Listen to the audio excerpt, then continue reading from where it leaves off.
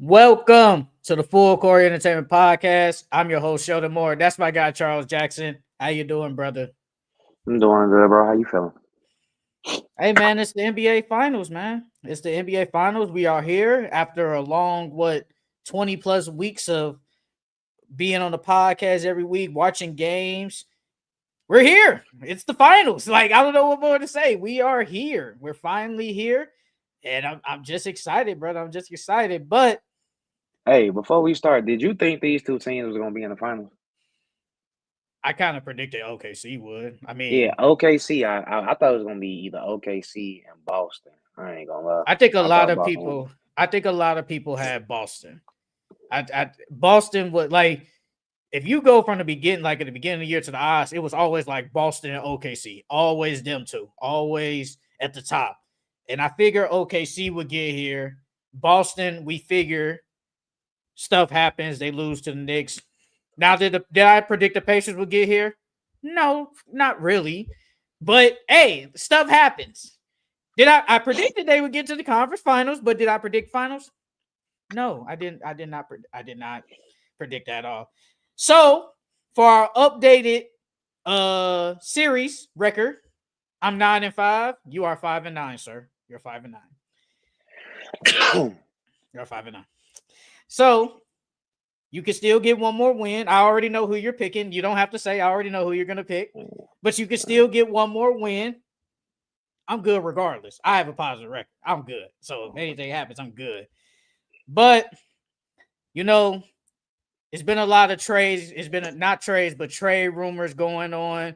We're hearing more about the Kevin Durant news, stuff like that. So I looked up, some trades or whatever, and obviously the Giannis, I have a trade that somebody put up, but I do want to ask you from CBS Sports by Sam Quinn. He had 5 big deals for Kevin Durant, and I want to ask you, do you like him or not? We always talk about these trades.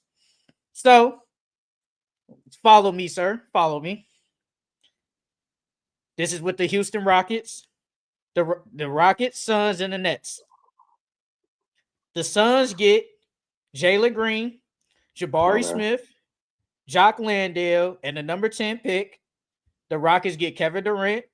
The Nets get Aaron Holiday, a 2026 second round pick. Why the Nets always getting the short end of the stick? I think I it's mean, I just for like that. salary, I though. like the trade.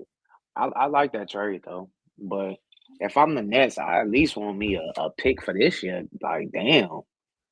But no, I like it though. I like it for the Suns and the Rockets for sure. You get rid of Jabari. You get rid of Jalen Green, Jalen Green. The number 10 pick is whoever. whatever. Whatever. I guess that helps the Suns. I don't know how the dynamic of Booker and Jalen Green work. Don't ask me. I don't know. And then you got Bradley Beal still. You still do have Bradley Beal. Forgot about that, man. Forgot it. So I don't know how all three of them work. I don't know. All three of them definitely need the ball. Then the Rockets, obviously, they get Kevin Durant, the big prize. Probably puts them way ahead of schedule. The Nets are just in there just to get somebody for cap reasons and to get an extra pick to, move on the trade. So it's a decent trade. I like it. Now the Spurs, I've been seeing not this one, but I've been seeing the same thing. I don't know if you've been seeing it, but this trade, the Suns get Devin Vassell, Jeremy Shohan, Harrison Barnes, and the number 14 pick for just Kevin Durant. Harrison Barnes, Devin Vassell, and who? Jeremy Shohan and the number 14 pick. I want to keep Devin Vassell as much as possible, bro, because they gonna need some shooting out there. I want to keep him as much as possible. But if you getting KD, I ain't mad at it. You know what I'm saying? But they need some of. They need to try to keep him because they need shooting. I've been seeing like every like trade. I've been seeing like Devin Vassell got to get it has to be in there. I think it's because of money wise. And I don't think you give up Steph. And I think the Spurs don't want to give up Stephon Castle. He No, showed a lot of promise this yeah, year. I don't want to give him up. I don't want to give him So, up. so I think that's why they always keep putting Devin Vassell in there because they don't want to give him up. And I understand it. But they got so many other pieces. What, like Keldon? Need Keldon. I mean, I don't. Who else they got on their bench? They I got a lot mean, of picks still. they do got a lot of picks, but you're not giving a number 2 pick for Kevin Durant. He's just older. I'm not doing that. I mean, they don't really need that number 2 pick, if we being honest. Well, I mean, Because they all you keep gonna do saying is Dylan draft. Harper, There's no point in drafting him. You already got Fox, Stephon, Castle. Ain't no point in drafting him. but I Because how mean, you gonna get him to develop? He has to develop some way, somehow. When he gonna get a chance to develop for real? he starts, right? Hypothetically, if Who? this happens, Dylan Harper, right? He No, starts. He doesn't no. start. I'm not. Nah. Okay, I'm just asking. How tall is he? Do you know off the top of your head? I think he like 6'5", 6'6". He could technically somewhat play the 3, technically. But you don't want no rookie out there playing the 3 to start. And the But I Spurs mean, ain't that type of organization. well, this isn't Pop no more. Pop isn't there, so That we is don't true. know. We don't know I mean, how. he there, but He he was ain't coaching. there, yes. So it is kind of different. So we don't know. I just wouldn't give up. I mean, if I'm the Suns, it's like, okay, you try to throw me killed. It's like, They need a point guard too, though. Suns need a point guard. well, Give we've him. seen the last couple of years, Devin Booker is capable of being the point guard. We have seen it. Do you want him to? I don't want No. to, but we've seen it for the last couple of years. And then if Because you me get the number personally, 14 pick, you can. Oh, my bad. I was just gonna say no, with no, that no. 14 pick, you can draft a point guard, whoever that is at that pick potentially. So I don't know. I mean, but if they want to, they can give up the number 2 pick and say Jeremy Shohan. That way, you ain't got to give up that much for KD. And then they can still keep Devin Vassell. But you said the money got to match up. Money does have to match up. I And wouldn't I be opposed to giving the number 2 pick because ain't no point in drafting Dylan Harper. There's literally no point unless you're gonna trade De'Aaron Fox. Other than that, there's no point. Mm-hmm. But I've been seeing they said that I saw a report saying that Kevin Durant's camp is looking at the Spurs as a destination to potentially go there. So they have the players, they have the draft capital to do it. It's just, do you want Kevin Durant or do you want wait on Giannis? Because Giannis, we don't know what's happening. We don't know. Mm-hmm. Me personally, I say KD. KD fit better. KD fits better. And then, whew, I mean, don't get me wrong, Giannis would be nice too. But I like KD and Wemby better than Giannis and Wemby. That on paper, that Giannis and Wemby might be the greatest front court ever. On paper. Yeah, On bro. paper. On Yeah. paper. But then defensively, imagine, bro, they Oh defense is God. gonna be OD. No, the defense gonna be crazy.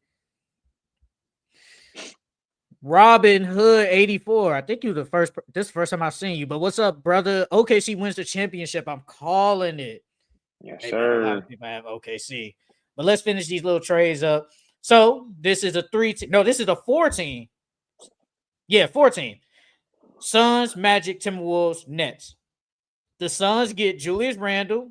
I'm guessing this is just he opts into his player option. Mike Conley, Goga Batadze, Terrence Shannon Jr., and the number 25 pick. The Magic get Dante DiVincenzo. The Timberwolves get Kevin Durant. And the Nets get Gary Harris and the number 46 pick.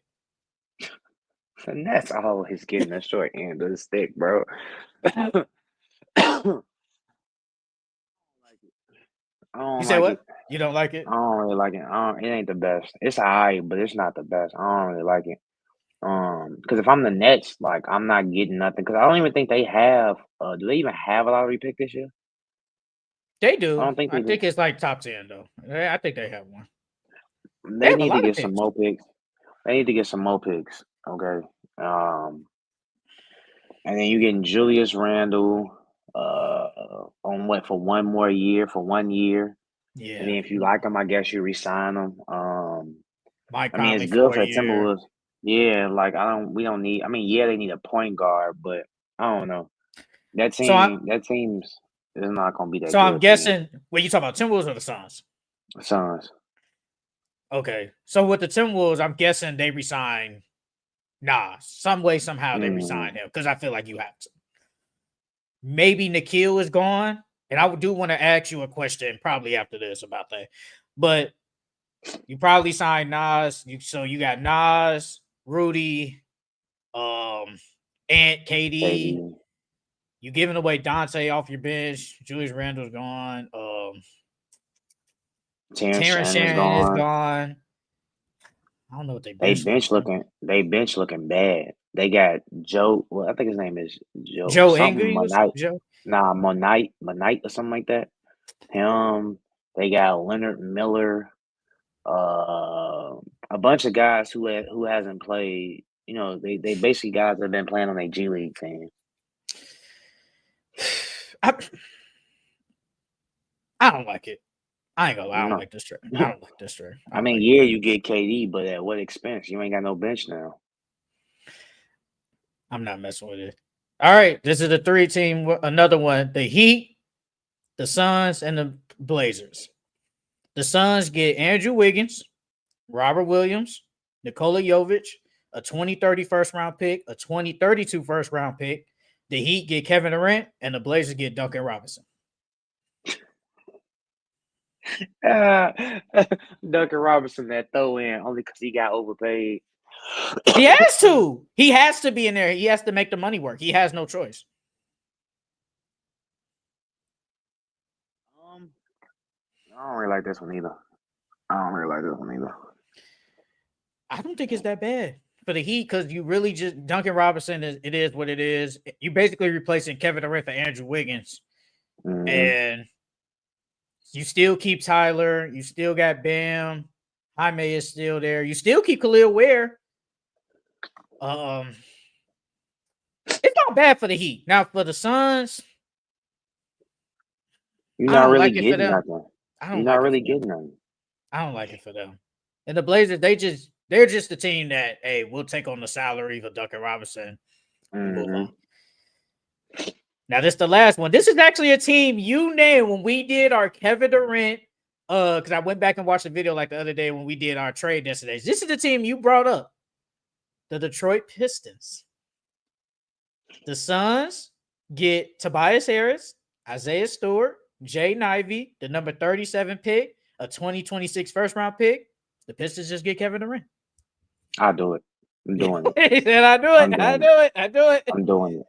I'm doing it, bro. KD, Asur, Jalen Duran, Malik Beasley. Yeah, you resign him potentially if you do that. Then they gotta resign Tim Hardaway too. Ron Holland gets another year of development. Ron Holland, yep. Yeah. Only thing they would have to go do is get a backup center because Paul Reed could play backup center, but I really want him as my third string center, not my second string. AK has a field day. He got all shooters around him outside of Jalen Duran. He has all shooters around him. And then the only thing they was missing in the postseason was somebody else that can go get a bucket out there. Like if Jaden Ivey was out there, it probably would have been a better series for them against the Knicks. You think they win? Well, I had them winning regardless. So, yeah. With Kevin Durant. Even though Tobias Harris was decent. I can't lie and say he wasn't. I thought he was decent against I thought he was good against the Knicks, low key. I do it. I mean, I do it. You exceeded expectations. You exceeded expectations. I mean, you got to put another damn near at least another star with Cade. I do it. Now would Kevin Durant want to go there? I don't know. Probably not. But in this hypothetical situation, I do it. I would definitely do it. But yeah, I did have this Lauri marketing stuff, but I don't know. It was like a couple. It was on Bleacher Report, and it was talking about Lauri marketing that he might be on the trade block now because I think it was last. Yes, now they should have been did it. Hey, it was a report that said the Jazz are not going to tank this year. They're not going to. That's what it Bro, said. the team is not even good enough. What the hell?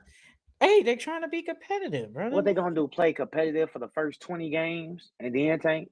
That's what they did that 1 year. They were good. Then they went back down to earth. Okay, it's not loading up. So I want to ask you when I said about the Timberwolves, Nas Reed he's basically a free agent. He has a player option. Nickeil Alexander-Walker is a free agent. Julius Randle has a player option. I want to ask you, out of those three guys, which two do you need to keep? Which ones do you need to keep the most? Nas and Nickeil. I think they need to keep Nas and Nickeil because you need a bench presence for sure.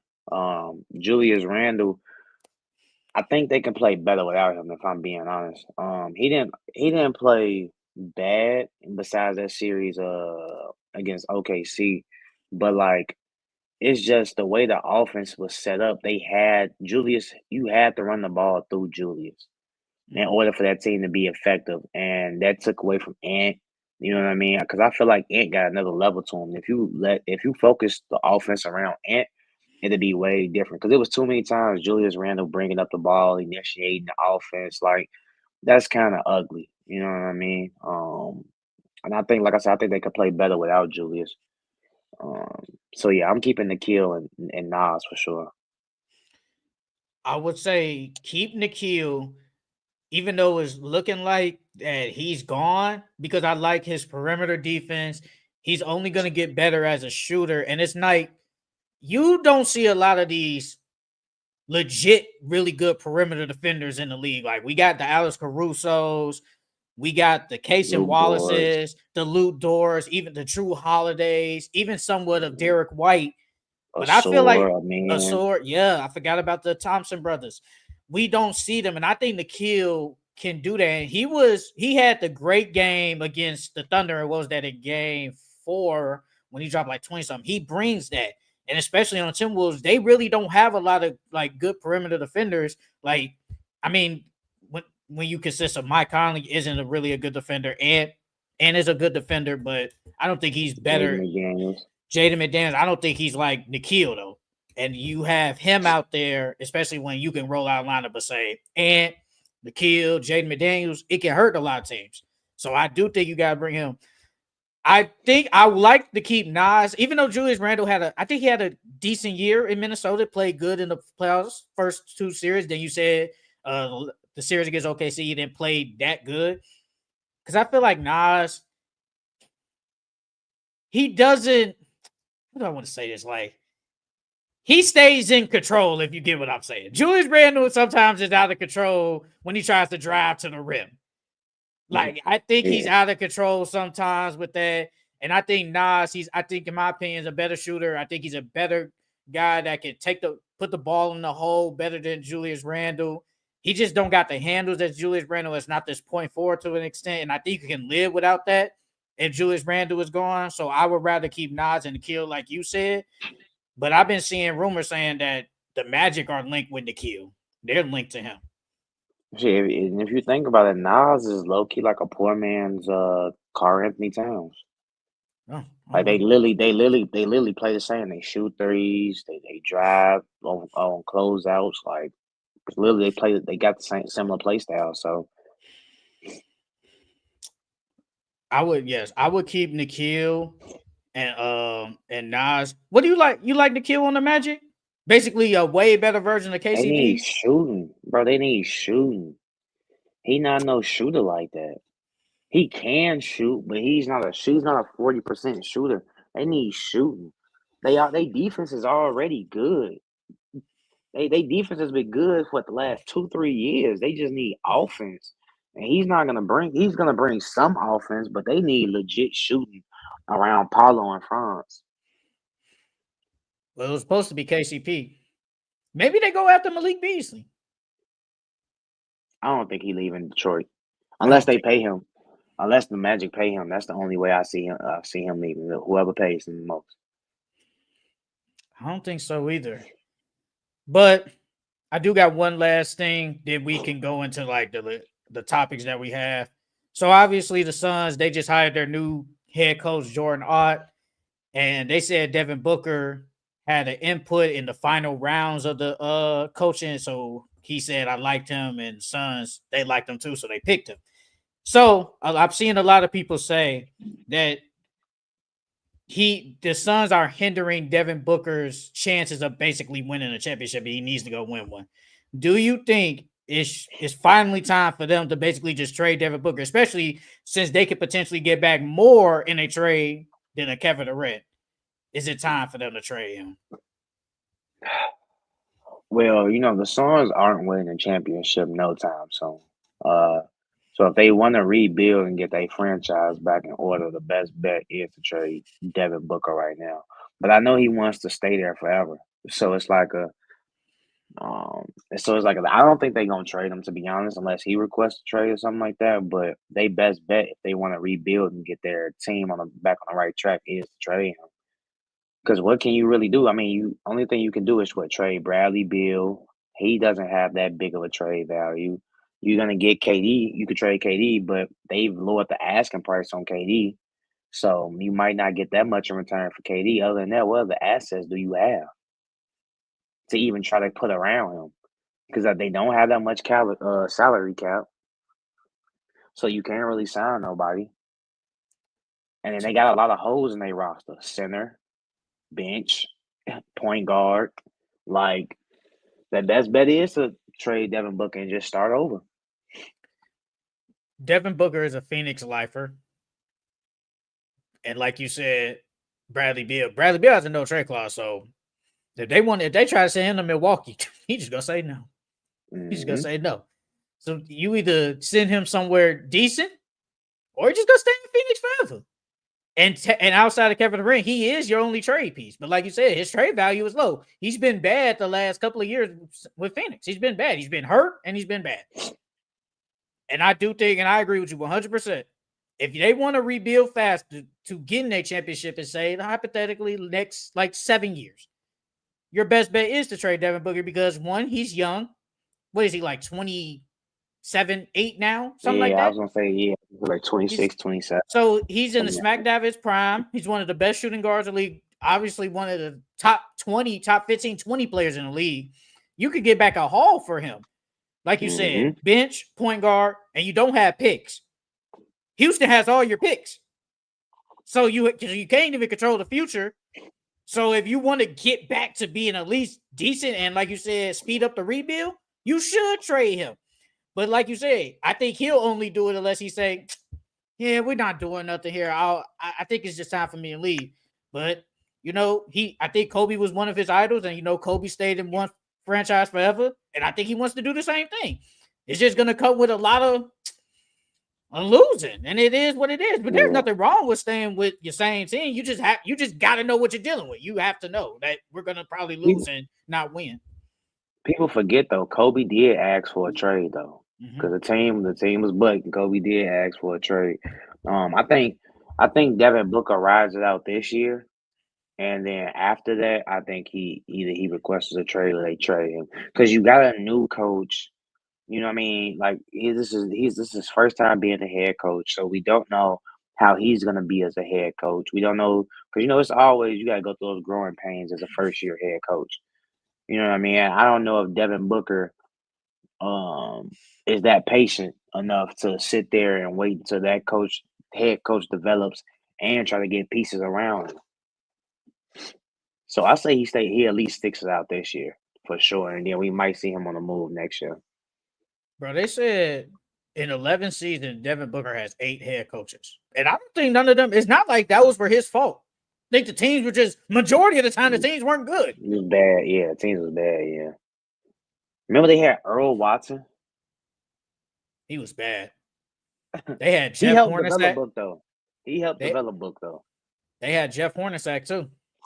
And they had that one coach from Europe. I think he lasted like a year. Yeah, it started with I. Is it Igor or something? I forgot his name. They had one of them. Yeah, I know he's talking about. All those teams were bad, though. Like, the only time they was really good was Monty. Once Monty got there, they were good. But majority, like Devin Booker was going through the trenches. Those teams were terrible. Like those teams were bad. And I think people back then thought they should have traded him. And he was super young then. I mean, like you They said, if they had their wouldn't, window. They had their window and they blew it. you think he will ever win a championship? If on the Suns, no. Damn, man. That's crazy. That's crazy. But let's get into the topics that we came up with. So we're in the playoffs. Obviously, it's the last two teams, but the teams that have been eliminated, we're gonna talk about which playoff teams are under the most pressure to make a move this offseason. You can go first if you got a team. Yeah, I got several teams. But the You first got team a I'm gonna lot. start off with is the Magic. The Magic are under a lot of pressure this offseason to make a move because they've been to the playoffs the last couple of years and they've been kicked out the first round. And at this point, you know your team is good. You have the pieces, but you have to build on it. You can't regress. So they have to make some more moves so they can, upgrade their roster and potentially try to get to the second round in Eastern Conference Finals because Paolo's that great. Paolo can lead you to an Eastern Conference, if not a Finals, if you put the right pieces around him. And we've been saying it for like forever. They need shooting. So, and I feel like not only that, Jamal Mosley, his job is on the line next year if he can't get them out the first round too, because it's the same thing every single year. I agree. I think is his job on the line next year because they've been really good the past couple of years. He's gotten into the playoffs, like you said, first round exit. And then next year, with Boston basically being out, the East is technically wide open. And with Giannis potentially maybe going west or to a different team, the East is wide open. So it is your time to make it far. But is his job on the line? I don't know. If they get bounced out that first round again next year, I don't think they're gonna keep him because it's the same. Y'all, we not progressing. It's the same thing for the last 3-4 years. I do think they definitely need to make a move because, like you said earlier, they need shooting. They don't really have it. We thought KCP was at least one of the answers. He was bad. He was terrible, and they just because they did regress because they won like 40. I want to say like 46 games the year before, something like that. You barely won 40 this year, and that was injuries played a part. Your two best players was hurt. Yada yada. I get it. But you did regress. And the offense was even worse this year than last year, than the year before. So I think they need to make a move to get another third option type offensive player because Jalen Suggs, could he be that player? Maybe. I don't know though. But I think they just need another guy like that could get a bucket, obviously. Like you always talk about Anthony Simons. We think Anthony Simons would be perfect on there. Just getting another score. And that's what they need to do. And so I definitely think they need to make the move. Who you think better, Paulo or Franz? Paolo. Does he clear him? Yeah. Oh, okay. I'm just asking. I see people say that Paulo is better, but they said they don't think he clears Franz. They don't think he clears him. I don't see Franz. Only way I see Franz getting better is on his 3-point shot. Paulo, I can see getting better. I still feel like Paulo got like another 2-3 levels to go. Like he can get better on his shooting, obviously. His post game can get more work. His ball handling, his passing. And Paulo's already better than Franz right now. So if he works on all those other things, he's going to be tremendously better. I think he clears him right now, in my opinion. He rebounds better. I think he's a better defender than Franz, a better scorer. Does he clear him in scoring?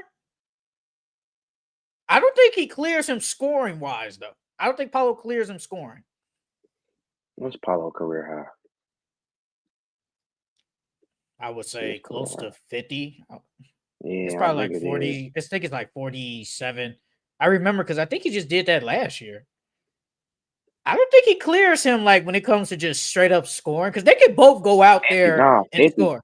50. Okay, He so it's dropped 50. 50. I've never seen Franz drop 50.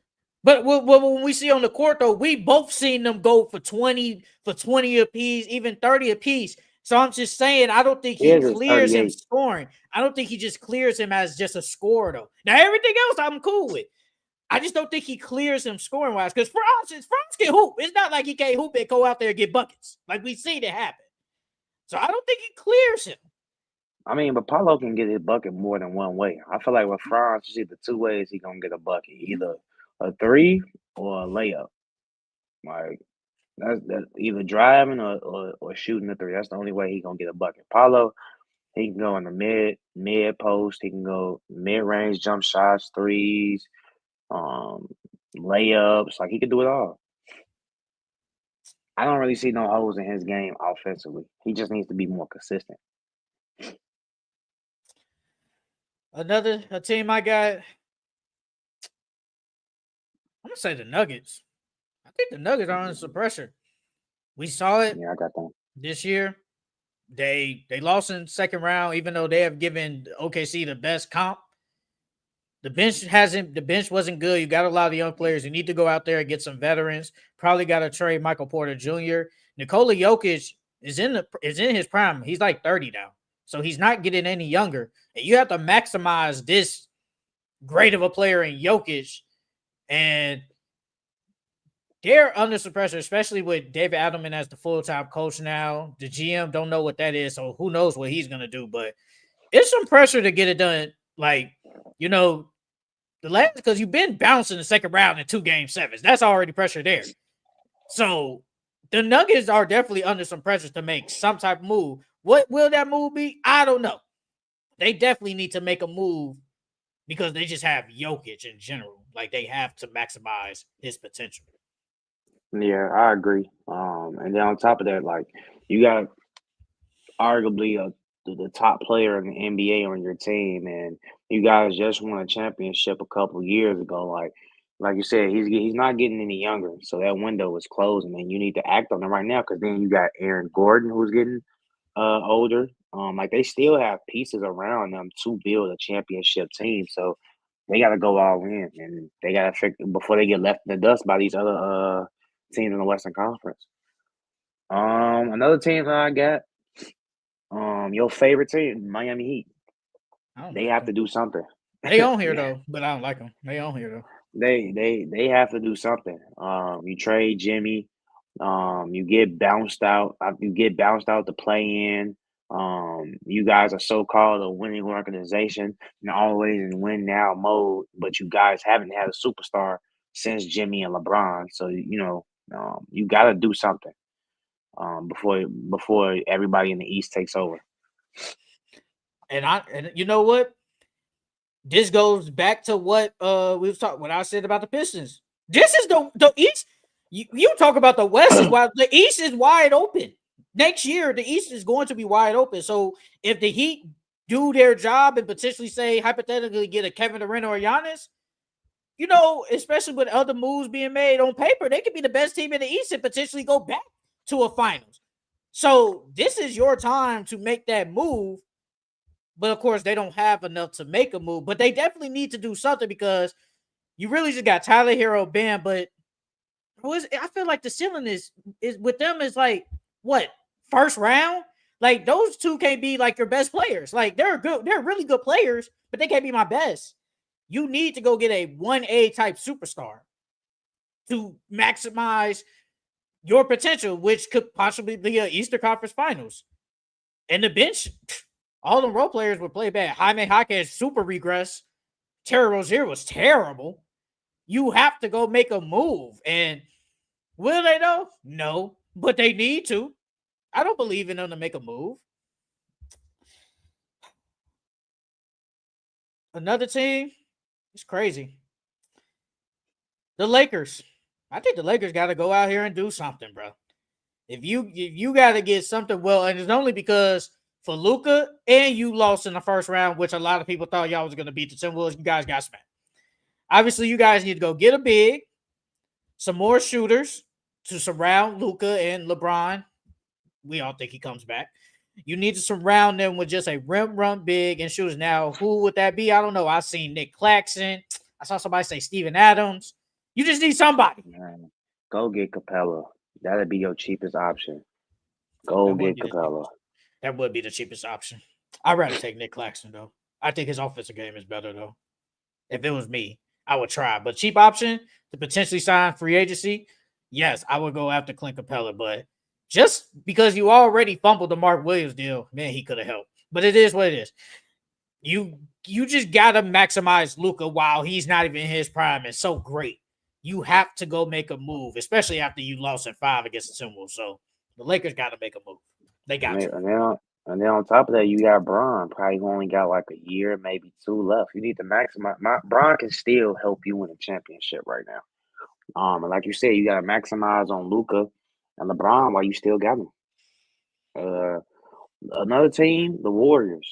The Warriors showed that with Jimmy Butler, Steph, and Draymond, that they could potentially be a championship team and championship contenders. The only thing they was missing was a big. So I think they're under a lot of pressure this offseason to make a move because you got Steph, who's at the end of his prime. You got Jimmy, who's not getting any older. You got Draymond, who's not getting any younger. So while you still got these guys playing at a high level, you need to make a move and potentially try to get you another title before it's all said and done. If you had to choose Vucevic or Brook Lopez, who are you picking? If you're the Warriors. Oh, my God. I don't like neither one of them. To me, they both slow. I say Brook only for the defensive purposes. Yeah, I was gonna say Brook, but man, I don't know, dog. Because Brook don't really rebound no more. He don't rebound. He doesn't. No more. Oh well, that was a long time ago, bro. He ain't rebound since he been in Milwaukee. Let's just go. And then it's like he's a good 3-point shooter, and his defense is still good. So yeah. But isn't he? I think he's older than Vucevic. He's so that's way the only thing. older. Bro, Brook Lopez That's is the only thing. 30. He got to be like 37. Got to be somewhere close to there. Bro. So we don't even know how he gonna be moving next year. Cause like he was moving real slow this year. That's why Doc took him out. He couldn't even play him for real. He was getting cooked and drop and pick and roll. He was getting cooked. And at least Vucevic could at least step up. You know what I'm saying, on the pick and rolls. Brook Lopez not stepping up at all. Brook Lopez is 37. Yeah, bro. And how old is Vucevic? Like, what, 33, 34, something like that? I probably. Let me see. See, but the thing with Vucevic is he's a terrible rim protector. He's terrible. He doesn't block shots. I mean, he but rebounds. You got Draymond and Jimmy, so they can at least help. Vucevic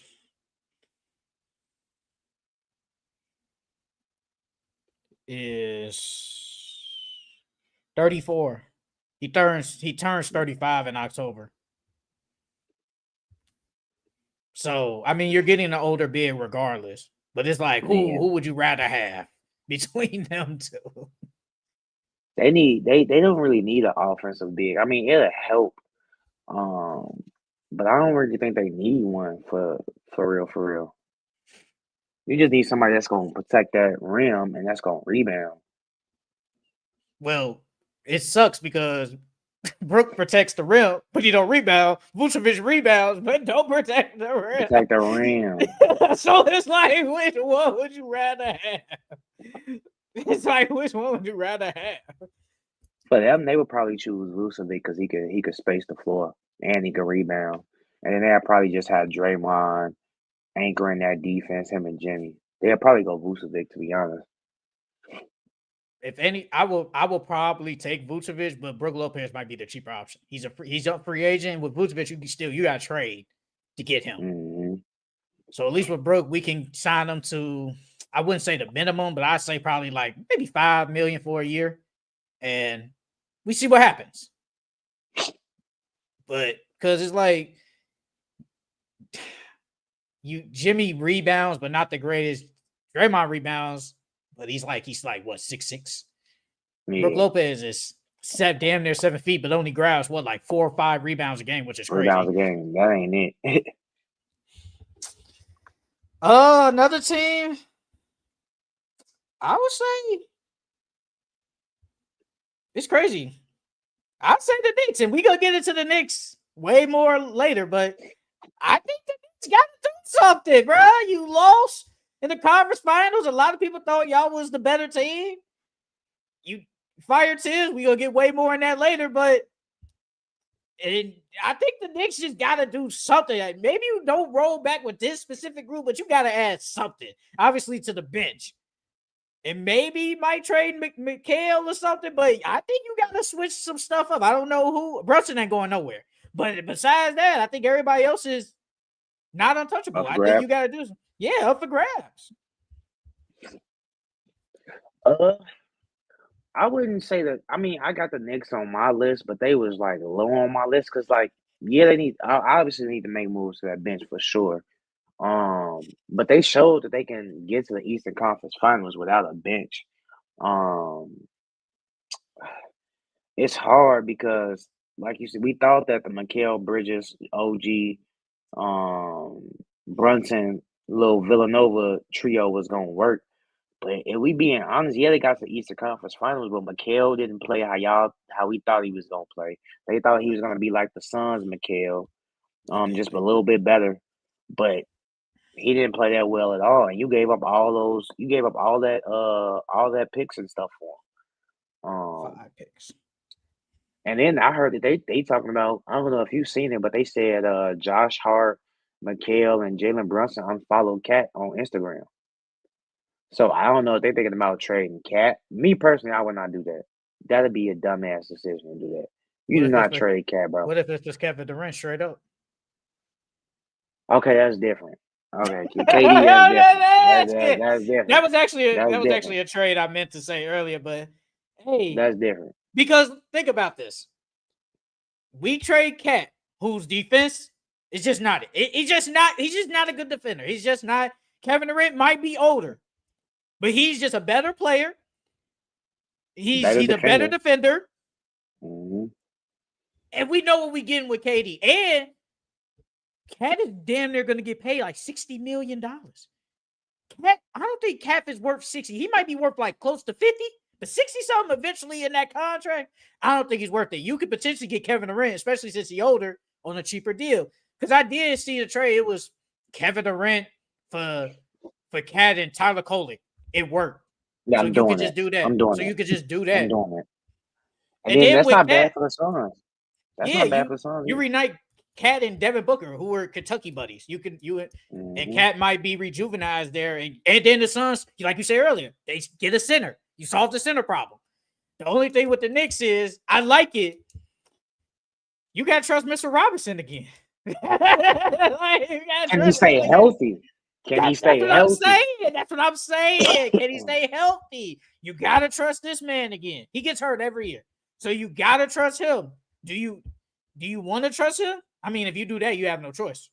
So, I mean, Robert Williams, they can go re-sign. I mean, they can go sign Robert Williams. The only thing with him, he get hurt too. That's what I'm saying. So, but Kevin Durant for Cat straight up. If I'm the Knicks, I do it. Because now I get into that. We'll talk about this. We'll talk about the Knicks later. But I do think the Knicks, they might have to do something. Did you say I think you gotta go again? You gotta say something or the Grizzlies. I think the Grizzlies are under pressure. I think they're under pressure to make a move this year. They had that one good year where they to the second round. They made it to the second round, I think. Lost to the Warriors. That was like 3 years ago. And you haven't been back since. Then now you got Jaren Jackson, who's he's up for contract extension.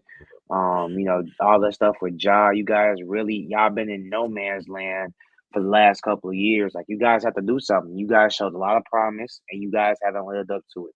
And this team that you got hasn't shown that it can make it past the second round. Damn near the first round last couple of years.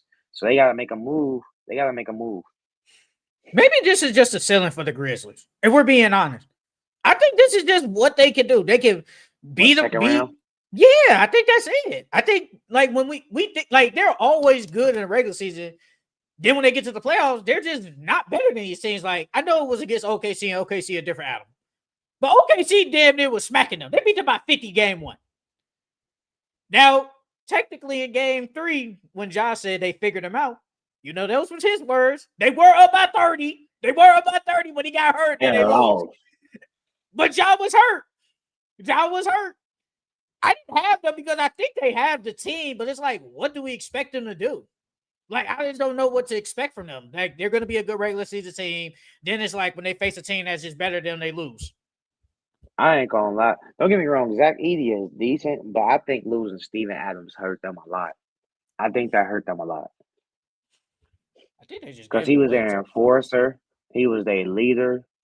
I think that hurt them a lot. I forgot what the trade was. I think they just traded him away.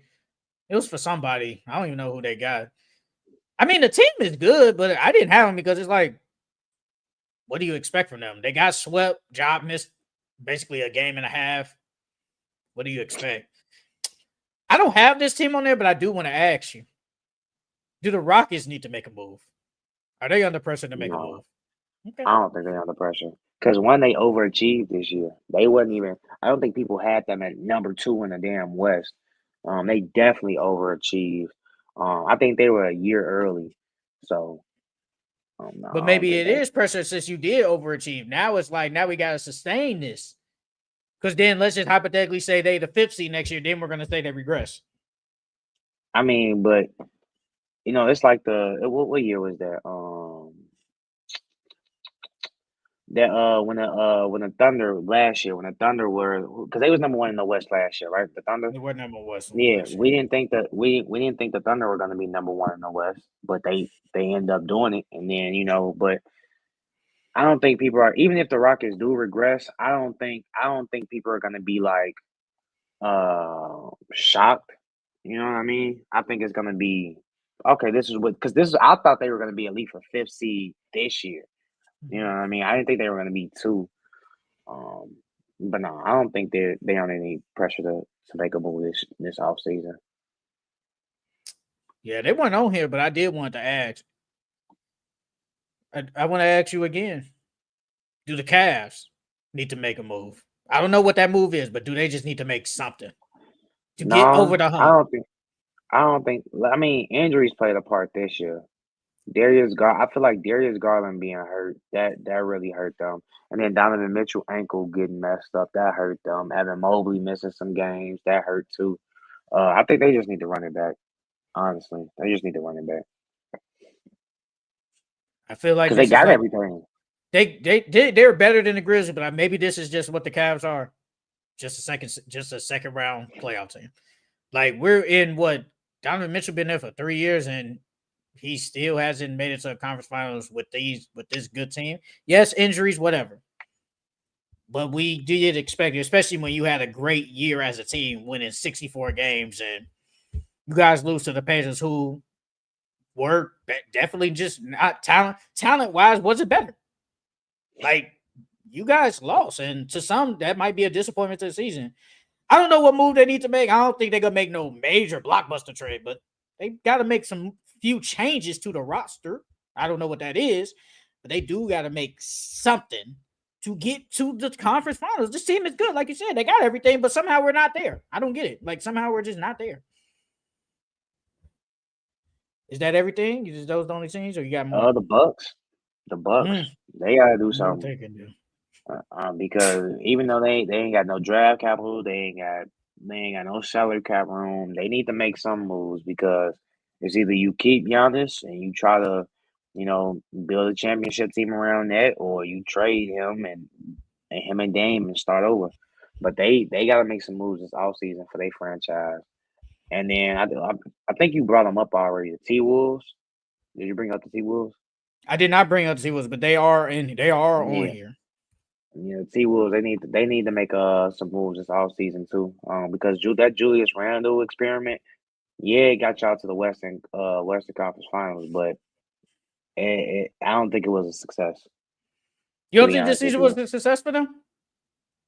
No. The season was a success, but them having Julius Randle, I don't think that was success for long term. I don't think that's gonna be good for him. But I don't think they expected. I don't think they expected like to be this good. I think they thought they had a good team, but to make it to the Western Conference Finals again, I don't think they No, expected I don't that. think they. I think they probably thought they was like a second round team, a second round exit.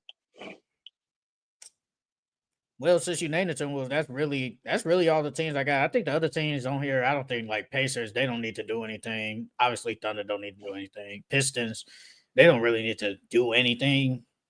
I think that's it.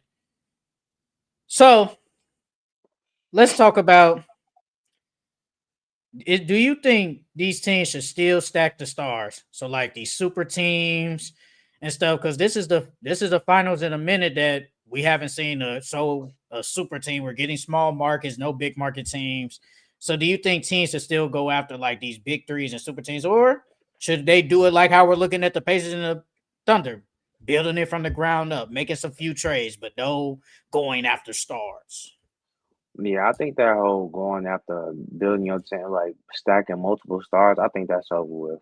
Um, like we said last pod with the second apron and stuff, when we were talking about the dynasties, I don't think teams are gonna want to stack stars. If anything, I'll say like you should go get like maybe two all stars, and then try to build your team around that. Because if you look at the Pacers and the Thunder, for example, J Dub's an all star, Shay's an all star, slash superstar. And then with the Pacers, you got Tyrese and Miles Turner. Miles Turner was a all star at one point, wasn't he? I think he made an all star team. I don't know. I gotta look that up. Pascal But was an all yeah, star. Pascal was an all star though. So it's like just building your team around all stars, at least two all stars, and then going from there. I I don't think we need to go to the super team. And before I say like I am so tired of people like the basketball community crying about everything. Y'all, every time I look on Twitter, bro, I keep seeing, oh, this final's gonna be boring. They ain't no these super teams. Y'all cried about the Warriors being in the finals every year. Cried about it. Then when we finally get two teams that aren't so-called super teams in small markets, now it's man, this gonna be boring. They ain't no New York Knicks, what do y'all want? Why do y'all do that? That's so annoying. That is so like, do anybody just love basketball anymore? Like, does anybody just love basketball? Because No, bro, people are just they don't. crying. Like, how It's a can you bunch of complain about casuals. super teams? How can you complain about super teams then when we finally don't get it? Now y'all still upset about it. Bruh, it's Hmm. basketball at the end of the day. These are quote unquote the two best teams. Why can't we just be happy? Why can't we just be happy? To be honest, I think the finals is not going to be that bad. I don't think. I mean, obviously, I can see the Thunder blowing them out every game, but I don't think. I don't think it's going to be as bad as people think it is. I don't think it's going to be as boring as people think it is. Bro, it's I think because it's it's going to be just a high paced offensive bro, it's games. because it's the Indiana Pacers, bro. That's why you always saw like no offense, I love Reggie, but every time he kept saying we really gonna get a Pacer, it's like why does that matter? Why can't you just say, hey, we're getting a good basketball team versus another good basketball team? Why can't we just why does it have to be we really about to get a Pacers finals? I think it's because they don't really have no big names over there. Like Tyrese Halliburton and Pascal, yeah, they're all stars, and they've been all stars. But you don't really they name don't hold weight like Shay's does. You know what I mean? So it's like you don't have these big name players in the finals. That's the only reason why I think it's gonna think it's gonna be boring. But I don't think it's gonna be that boring. I I think it's gonna never be I just actually interesting. I think it's gonna I be never interesting. I don't think it's boring either. And if we go like I said, we gonna get way more in depth, but I'd rather see the Pacers than the Knicks. I would have thought the Knicks was gonna blow it, like the Knicks were gonna get swept, if we're being honest. With how the Knicks were playing, they probably would have got swept against OKC. And some people might think OKC sweep Pacers, but I can definitely say, and I believe it in my heart, the Pacers would give the Thunder a more better finals than the Knicks would, especially how the Knicks are playing. They would get, and I'm so serious. I definitely think they would. But just seeing all that, it's annoying. It's annoying. Y'all really don't love basketball. Y'all want to see these high power names. And I think somebody said they blame Adam Silver for this. If I can find the thing, I'll read it. But Jesus Christ, like, people are so annoying. Let me see if I can find it because I think I liked it. Let me see real quick. Hold on. Let me see. Yeah, okay. So Jason McIntyre, he's on the herd. He said, I'm not that excited for these NBA finals. I like superstars in the NBA finals, and we don't really have that. I'm gonna bash Adam Silver here. You're the reason we got this. What? How the hell is it Adam Silver's fault? Those guys got to go out there and play those games. How is it his fault? So is Adam Silver's fault that LeBron and Steph Curry and them just didn't make it? So is Adam Silver's fault that Kevin Durant didn't even make the playoffs? Mm-hmm. And Shea is a superstar. Y'all just don't know it because y'all don't watch basketball like that. But if you watch basketball, everybody knows Shea's a top 10, top 5 player. Everybody knows that.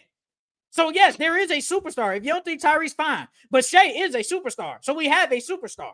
Y'all just upset that it's this small market team that's in here. Y'all just don't know. Y'all just don't watch basketball. That's what it really is. Because it's small, two small market teams in the finals. That's exactly what it is. But why does that matter? Like, if you love basketball, it shouldn't matter. Like, it shouldn't matter. There's not a lot of basketball fans for real. There's a lot of people that watch basketball, but a lot of basketball fans. Because if you're a basketball fan, that means that you watch basketball because you love it. That means you will watch fifth graders play basketball. You know what I mean? That means no matter what type of who's playing it, you'll watch YouTubers play basketball. You know what I mean? Those are basketball fans. These are just casual shit. A lot of casual. Cause what I think I saw a picture. Like, all we've seen was LeBron, Golden State. We saw Boston a couple of times. We saw we've seen the same, but damn near the same team. We saw it was the picture. It was like the last 10 years, and it was basically Cavs, Warriors. We saw the Celtics a couple of times, but it's basically been them teams. And I know a lot. Like I said, a lot of people are very upset about it because it's like, man, we know the Warriors go win. We know they're going to the finals. It's like we've seen the same teams. Now we got two different teams, two high-power teams, like you said, high offenses. We still don't like it at the end of the day. It's like you can't win with the NBA fans. You can't. You can't. But the only other reason I can see why people think it's going to be boring, because they feel like OKC going to blow them out. That got to be the only other reason, bro. But I don't think OKC is going to blow them out. You think they could blow them out every game? I said they could. They could blow them out every. I don't think they will though. They can. You're right. I think that plays a part, but I think it's just a small market. I think it's a small market.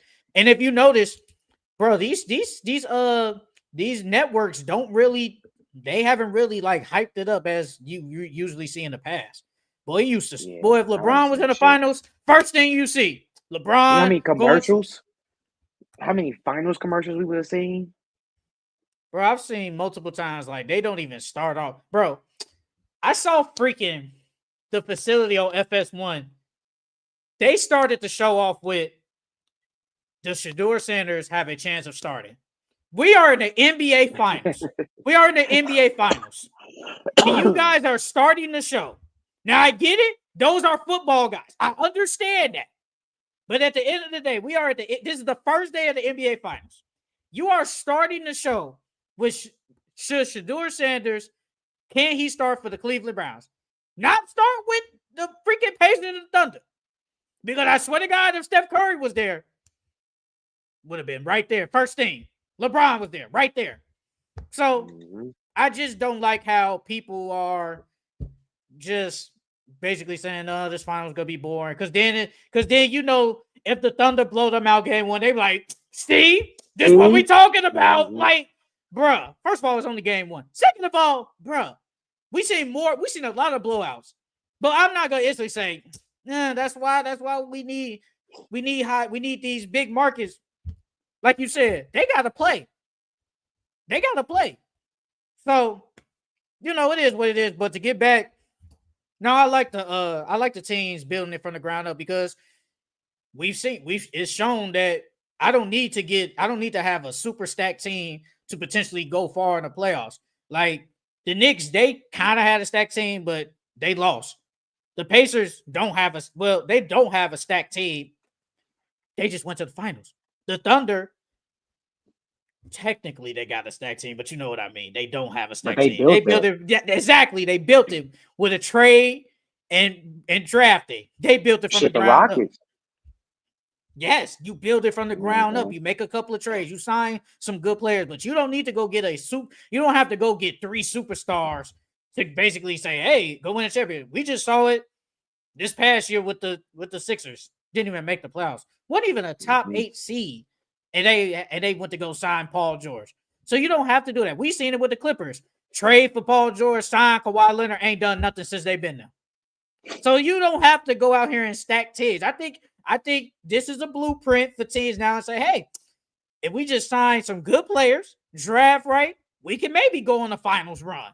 Or at least make it far in the playoffs. I don't have to go out here and say get Bradley Beal, Kevin Durant to pair with Devin Booker, another team that failed. We don't have to do that. So I don't think you have to stack teams to go far in the playoffs. So that's all I'm gonna say. That's all I'm gonna say. You got anything else? All right. Let's get into one of the biggest stories that happened this week. The New York Knicks fired Tom Thibodeau in a surprising move. Now, I guess we'll probably, yeah, because I want to just, rub it in Charles' face because he thought the Knicks were going to win, whatever. But, Tom Thibodeau gets fired. What was his record? He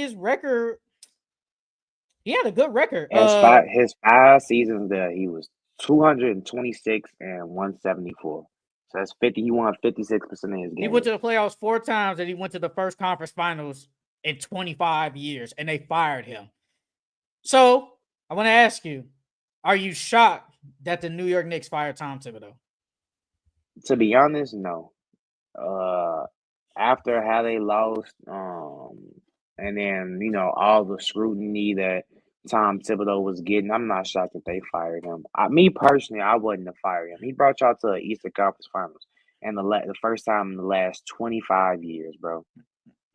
And you fire this man. This man has a positive record in the playoffs, and he has a positive record since he's been there in the regular season. And you guys fire him. I'm not shocked at all, but I feel like they did it only because they left a lot of meat on the bones on the offensive end. Because we barely seen any Jalen Brunson and Cat pick and rolls. Those are your 2 best players. Why aren't you running pick and rolls with them? That should have been majority of y'all. First off, in the last 5 minutes or closing time, that should have been majority of your offense is Cat and Brunson pick and rolls, and they barely did that.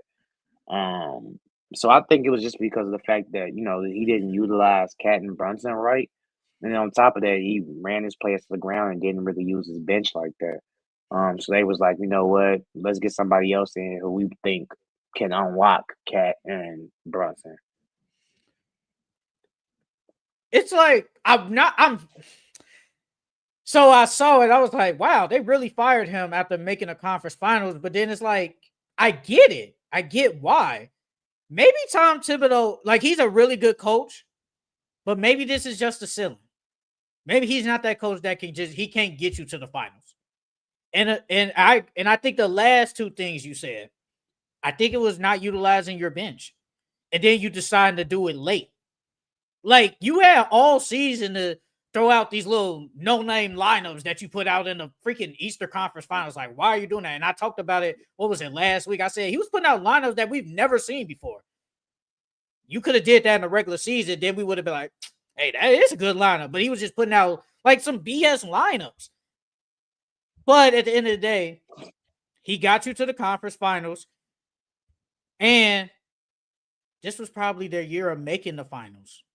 You guys technically had the better team. Technically, on paper at least. You guys were the more talented team than the Pacers, and this might have been y'all only chance of making the finals, and y'all blew it. And running your players to the ground, like you always say, not utilizing the bench, because that's all I've been seeing with these reports. They saying like the next coach they want him to be more lenient, like just play players more, and I think that plays a part. And I think that was one of the reasons, at least, why he got let go. And the thing is, they just signed him to an extension like last offseason. So now he's getting paid 33 million for the next 3 years. Coaches, it's like you could do good, but it doesn't matter. Like you could get fired in an instant. What was it? I saw it was a thing like every coach of the year, like some of the last coach of the years, they've been fired like the next year or something like that. And Tom Thibodeau, bro, from what 2000 to now, he's probably your best coach you ever had. From 2000 to now, he's probably the best coach y'all ever had, and y'all let him go. And I see some people say, "Hey, we're glad we got him go," but it's like, it's kind of a shocker. I would have run it back at least one more year. I would have did it one more year because he did get you to the conference. He did get you here. Y'all did what y'all was supposed to do. Y'all brought these players in to beat Boston. That's what y'all did. Y'all beat them in 6. But losing to the Pacers, who y'all probably was better than, to management that didn't look right, and just not playing your bench. I don't think they should have fired him though. Like you said, I think they should at least let him run it back one more year, bro.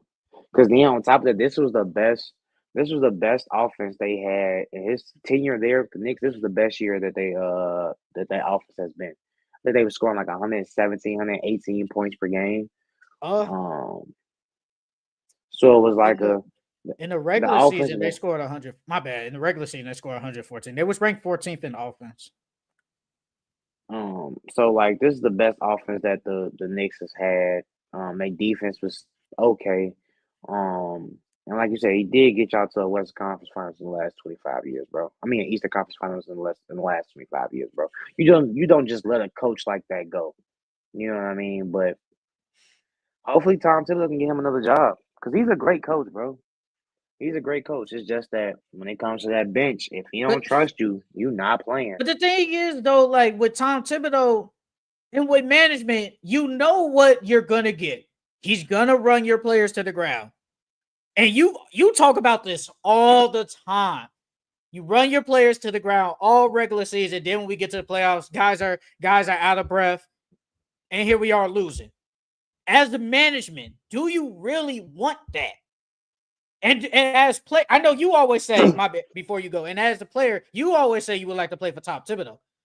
But to some players, maybe they don't like to get run into the ground. I'm just saying, maybe some players don't want to get run into the ground, and then we tired in the postseason because you know how many times Mitchell Robinson was like, my boy playing all the minutes. So, that's something to think about if you're another team. Yeah, don't get me wrong. He definitely runs his players into the ground. He just they gotta get him players that he trusts on his bench, that he's willing to sub in. I think only players that he was willing to sub in on the Knicks was Deuce McBride and Mitchell Robinson. Those were the only two. He played Landry Shamet late. That's because I feel like he was decent. Was Landry Shamet not okay? Was Landry Shamet not okay in the Eastern Conference Finals when he did get to time? Was he not okay? I feel like he didn't have a choice, Jay. I feel like he didn't have no choice. Brunson was in foul trouble, and so it's like I gotta throw somebody out there. I feel like he didn't really want to throw him out there. But was he not okay? Was he not okay though when he played though? Was he not okay? Did he not give good minutes? I thought he gave decent minutes. He played all right. He played all right. And he was playing DeLon Wright. He said campaign after that one game. Said, brother, you can't play. He can't play no more. That's because campaign get the feeling himself. He hit 1-3. He get to doing all types of celebration. What he do? He did this celebration. I'm like, what the hell is that? Then he doing the Jalen Brunson celebration. I'm like, bro, you hit 1-3, dog. Calm down.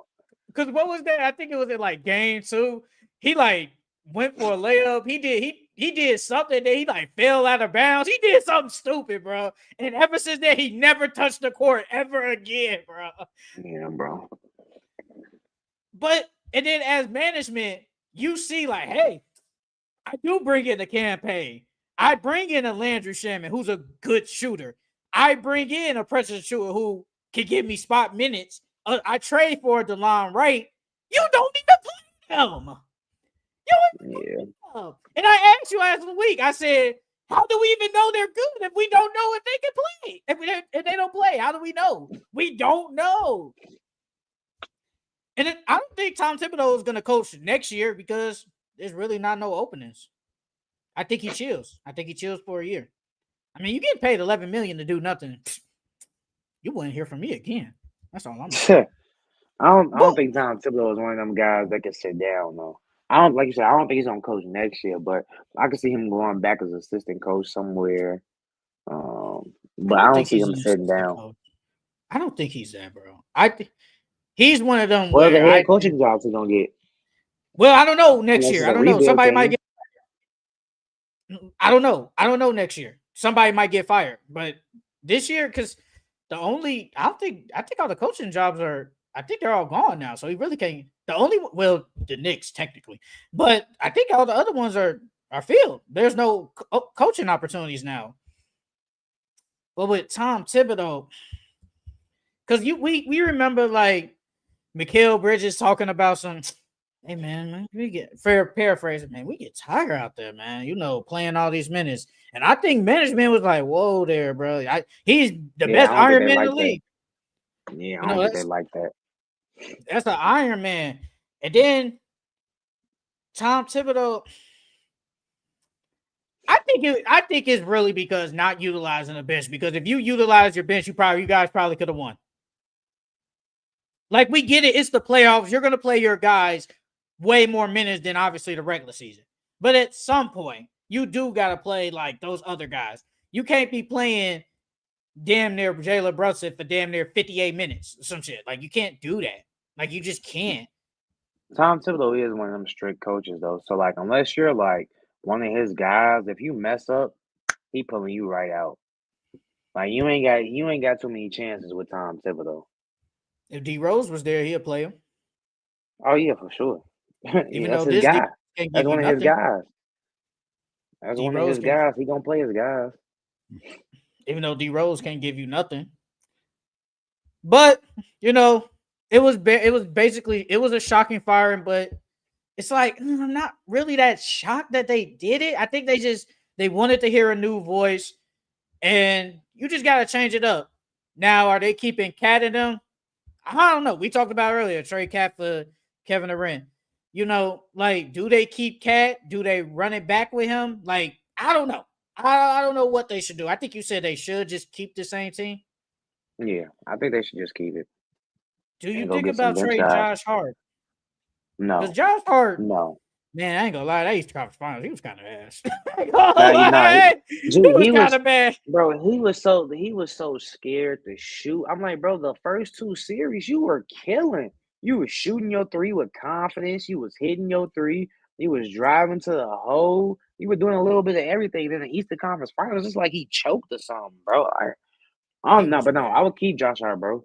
I would keep Josh Hart. He's that glue guy that you need. He's that glue guy that's gonna dive on the floor, get the extra loose balls, get that game-winning loose ball, game-winning steal, game-winning rebound. Like, he's one of those, bro. You have to keep him. Do you trade Mikal? Yes. Oh, yeah. Yes. Mikal didn't do anything for us. He had them couple of fourth quarters where he scored 10 plus in those fourth quarters. But other than that, he didn't do anything. If Mikal would have showed up quarters 1 through 3, they probably would have won that series. Josh Hart averaged 8-9 and shot 18% from the three. That's terrible. He was bad, bro. He was bad. He was bad. Like, I can't even protect him. He was terrible. And somebody, I think one of the broadcasts, I think it was like Reggie Miller or Stan Van Gundy, they was like, he's like a Giannis. Obviously, he's not Giannis, but he likes to get downhill and drive. That's what he was doing. But, man, they let him shoot the three. He was bricking. Like, he was backboard bricking. He was bad. And it's like... And what did he shoot from the series before? Oh, I'm right here. So he had 14 points against the Celtics, 14 points, 8 rebounds. He shot 37% from the 3, 46% from the field. Against the Pistons, he was 11. He averaged 11 and 8, with damn near 6 assists. He shot 50% from the three and shot 50% from the field. He was You know what I'm terrible. saying? He played good them first two series. Like I'm not. Don't get me wrong. He played terrible that last series for sure. But like he brings everything else on the court. He does the things that don't show up on the box score. So, I mean, I'm keeping him. Who Mikal played Bridges better, him or Mikal? in total, or just in that series? Both. Or total? Both.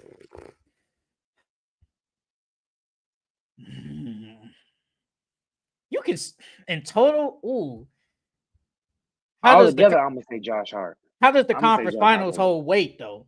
How much weight does that hold? It holds a lot of weight. That's the difference between you going to the finals or not. Shit.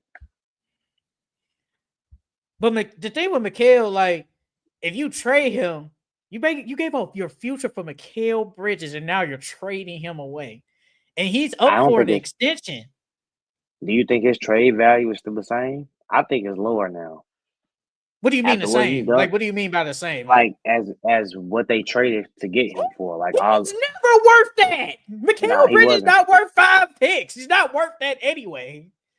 He's not worth that. If anything, his value is lower than what it is. Like, you're gonna get an Ironman. You're gonna get a good player.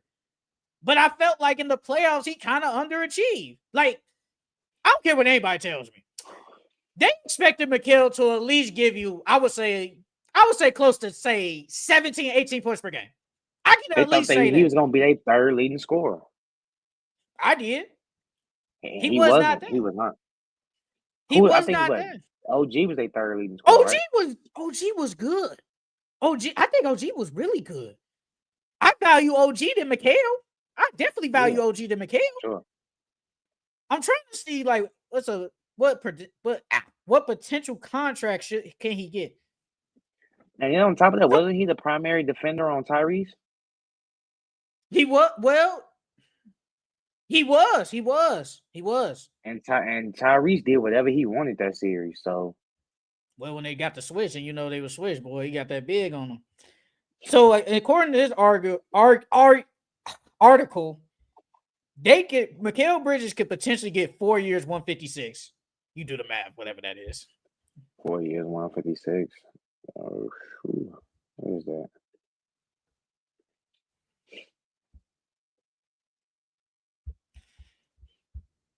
That's 39 a year. Nah, he not worth 39. He not worth 39, dog. He's getting 24 this year.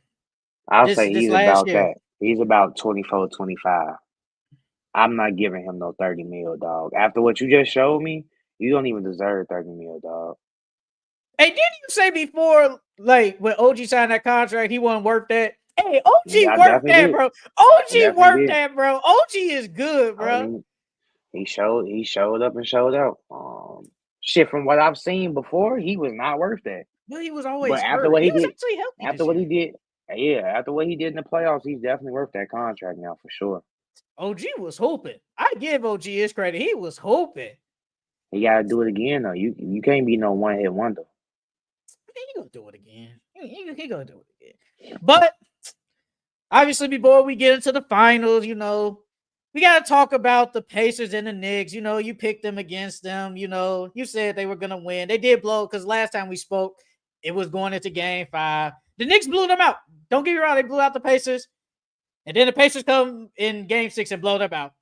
What is your expectation? What was your thoughts in the series in game 5 and 6 or whatever? Your boy Tyrese had that stinker. He had that stinker. In game 5, you said he was a superstar before, and then the superstar came out and gave you less than 10 points. I ain't never seen a superstar go out there and give me less than 10 points in a conference finals game. But I'm disappointed in the Knicks. I'm disappointed in the Knicks.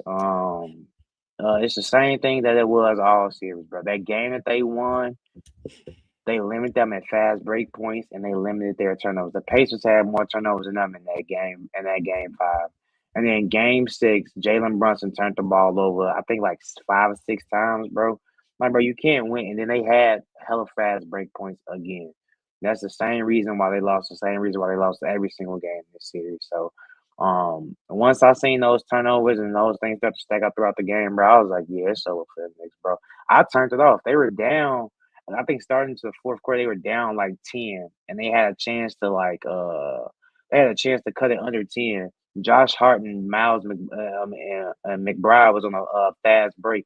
Instead of running to the hole and getting the easy fast break layup, this man McBride runs to the three, steps on the out of bounds line, turns the ball over. Then the Pacers come back down and they score. I'm like, this is exactly why y'all losing. They're unforced turnovers, dumb turnovers, bro. This is exactly why y'all losing. And I'm like, yeah, bro, it's a wrap, bro. It was a wrap. They didn't want to win, bro. And then Cat played bad. He didn't show up. I'm like, yeah, this is a wrap, bro. And it's all happened because they dragged game one, bro. If they did not drag game one, this would have been a whole totally different series. Shoulda, woulda, coulda, man. You lose. You lost. Shoulda, woulda, coulda.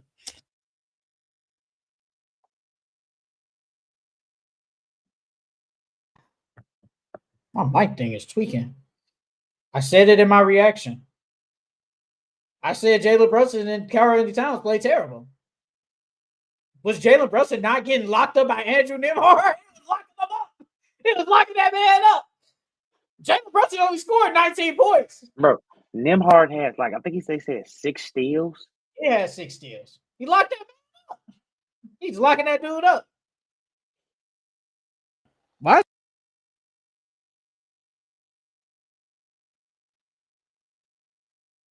Your mic, Jim.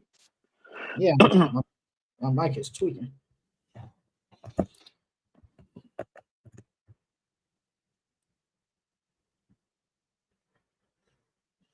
Yeah, my mic is. But, bro, Andrew Nembhard was locking this dude up. He was locking him up. And I felt like the stars on the Pacers just played better than the stars on the Knicks. Pascal gave you 30. Tyrese Halliburton gave you a good 20. And what was it, 12? 20, 21, and 13. And Jalen Brunson wasn't really doing anything. I thought Karl-Anthony Towns, he didn't do nothing either. I thought OG was he was the best player. And Josh Hart, terrible. Miles McBride, like you said, he's stepping out of bounds. And then what was it? One play, it was Cat and Josh Hart on the fast break. Josh Hart had to throw him a Uber that he hit off the back. Yes, bro. Bro. And I'm like, what are y'all doing? Y'all don't want to win, bro. Then they missed hella free throws. I'm like, what the fuck? They did miss a lot of free throws. They missed a lot of free throws. They were 9 for 13 from the 3, 28%. Bro, I said it. They were just better than them. They were better. Bro, Cat's defense, that game was so bad. It was terrible. And I just felt like they just had the better team. Like, they just outplayed them. They wanted it more. And in game 5, whatever. Bro, I was like, man, this is the throwaway game. They didn't even care. They just showed up because they had to. They got blown out. Because I think, man, I ain't gonna lie, after the first quarter, I'm like, they're not gonna win this game. The Knicks wanted more, they ain't gonna win this game.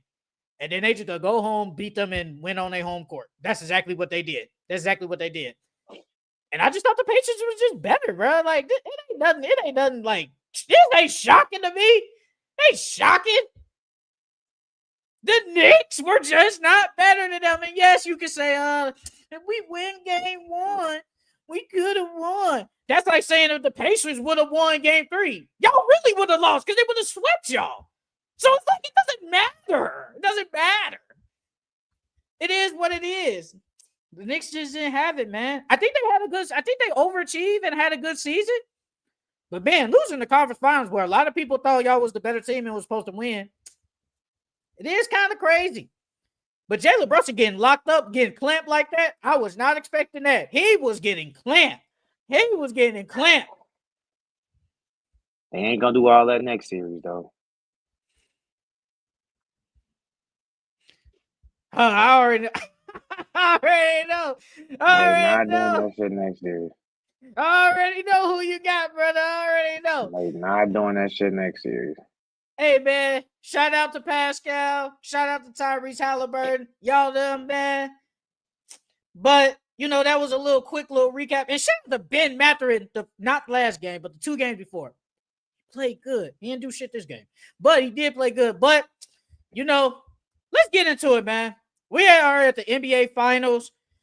Obviously, it's the OKC Thunder and the Indiana Pacers. Two teams that were not expected to make it here, but we are here.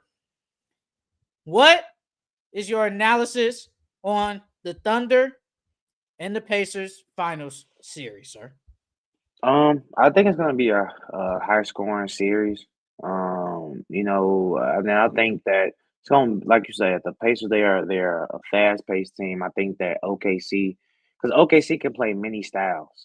So I don't think OKC is gonna have a problem with playing fast paced with the Pacers. But the difference between what's gonna happen between what happened with the Knicks and OKC is that one, they have bigs that's going to actually step up on pick and rolls. And then two, they have Alex Caruso who dodges all these picks. So all them picks that McHale was getting stuck on and all the defenders that was defending Tyrese and Nimhard that were getting stuck on, that's not going to happen in this OKC series. Because you got Luke Dort and you got Alex Caruso. Those are great defenders. They're not going to get easily hit by picks.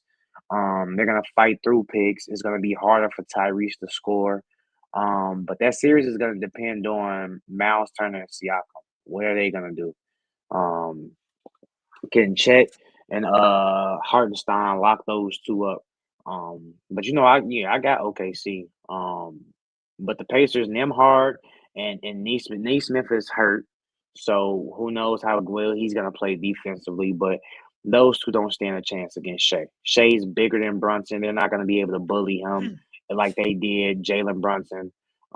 Shea is gonna, and then since everyone want to call Shea a free throw merchant, he's gonna get them into foul trouble too.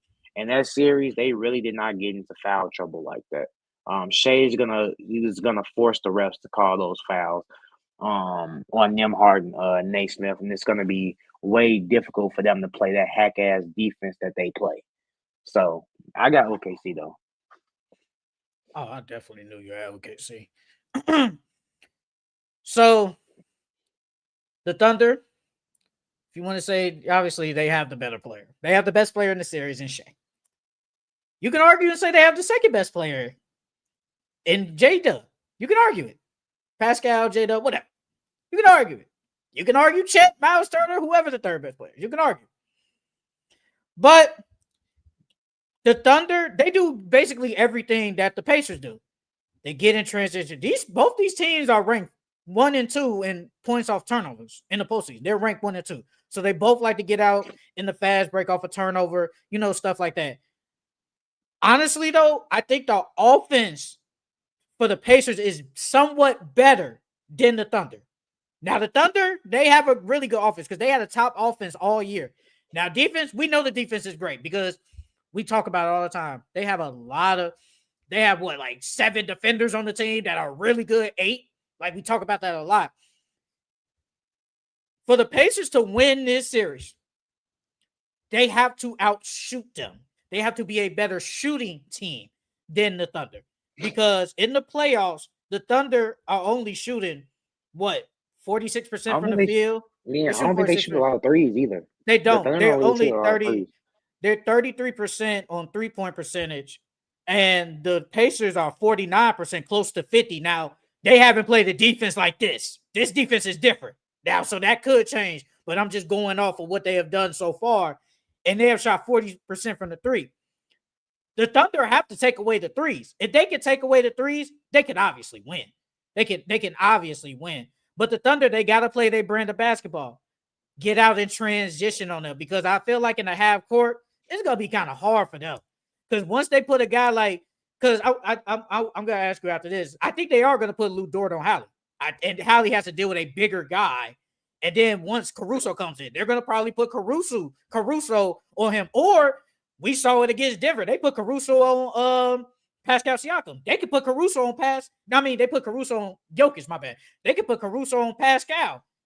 And Pascal likes to, we saw it against the Knicks. He likes to back down, get in the post, and get over bigger, smaller guys. Caruso is different. I don't know if he's going to be able to do all that. So they just have to shoot better than them, hit their 3-pointers. They're not going to out-rebound because the Pacers aren't even a good rebounding team. The Thunder aren't either. And the Pacers, they have a chance. I'm not, look, hey, I'm being biased. I'm sticking with my guy. So if I'm wrong, I'm wrong. I ain't going to be tripping. But I'm sticking with the Pacers. I think the Pacers could win this series. I'd say Pacers in 7. I said that on Twitter. I'm keeping with that. But the Thunder, it looks like they just have everything. They have the offense that can stick with them. If they want to run in transition, they could do the same thing. They have the way better defense. So they have the pieces to basically damn near, like you said, blow them out almost every game. Will they? No. But they damn near can. And a lot of people don't have the Pacers winning anyway because they just think they're just not better than them. And I understand it. The Thunder are different. This is a different team. This is a different team. Well, for first and foremost, I think that, I wouldn't say that the Pacers offense is necessarily better than OKC's because they like to be in transition. If you get them in the half court, they offense goes down tremendously. I think the Thunder are the better team in the half court, and the Pacers are the better team, on the break and things of that nature. But if the OKC could hold them to a half court offense, this is their series. It's gonna be hard to compete with the Pacers if you got them on the break all the time. Because we obviously seen it with the Knicks. The Knicks gave them hella fast break points every single game, and they were up double digits or damn near blowing them out every single game. So if you do that with the Pacers, then it's gonna be a difficult series for you because they like to get out in transition and shoot those transition threes. That's what makes their offense so damn potent because they get a lot of transition threes. But like you said, me personally, I think they'll put Caruso on Holly and then put Luke Dort on Pascal. I know Alex did guard Jokic and Jokic, but I don't know. I feel like Luke Dort would do a better job than he would. Even though Alex Caruso did do amazing on Jokic. But I would more so want him on Holly. I think that Alex Caruso is a better on-ball defender than Luke Dort. Luke Dort just bigger. So I'll put him on Pascal. Wouldn't you want the bigger guy though? Wouldn't you want the bigger guy on Tyrese though? Nah, because to make it uncomfortable. Nah, because Alex Caruso, it depends on the player first and foremost. Because Alex Caruso, he's a better pick dodger than Luke Dort. So you need somebody because Halliburton's gonna get hella screens set for him. And if Luke Dort gets caught, it's gonna be the same thing like in the Knicks series where Tyrese just takes advantage. But if you put Caruso on him, Caruso's dodging those picks, and I think Caruso's a better on-ball defender. So Tyrese is not going to be doing all them side-to-side dribbles and step back three. Caruso's going to be on there. I feel like he can get away with that more on Luke Dort than he would on Alex Caruso. And if you take away Tyrese Halliburton, you cut the head off the snake. Tyrese, which is crazy. It makes sense, but it's crazy.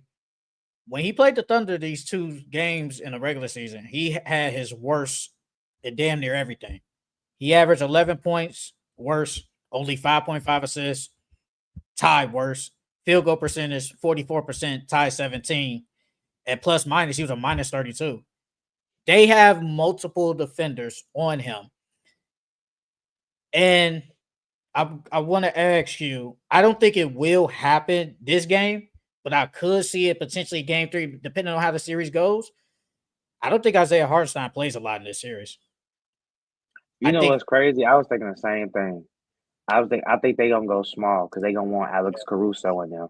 Yeah. I think they're going to go, well, not small, but because they still kind of big.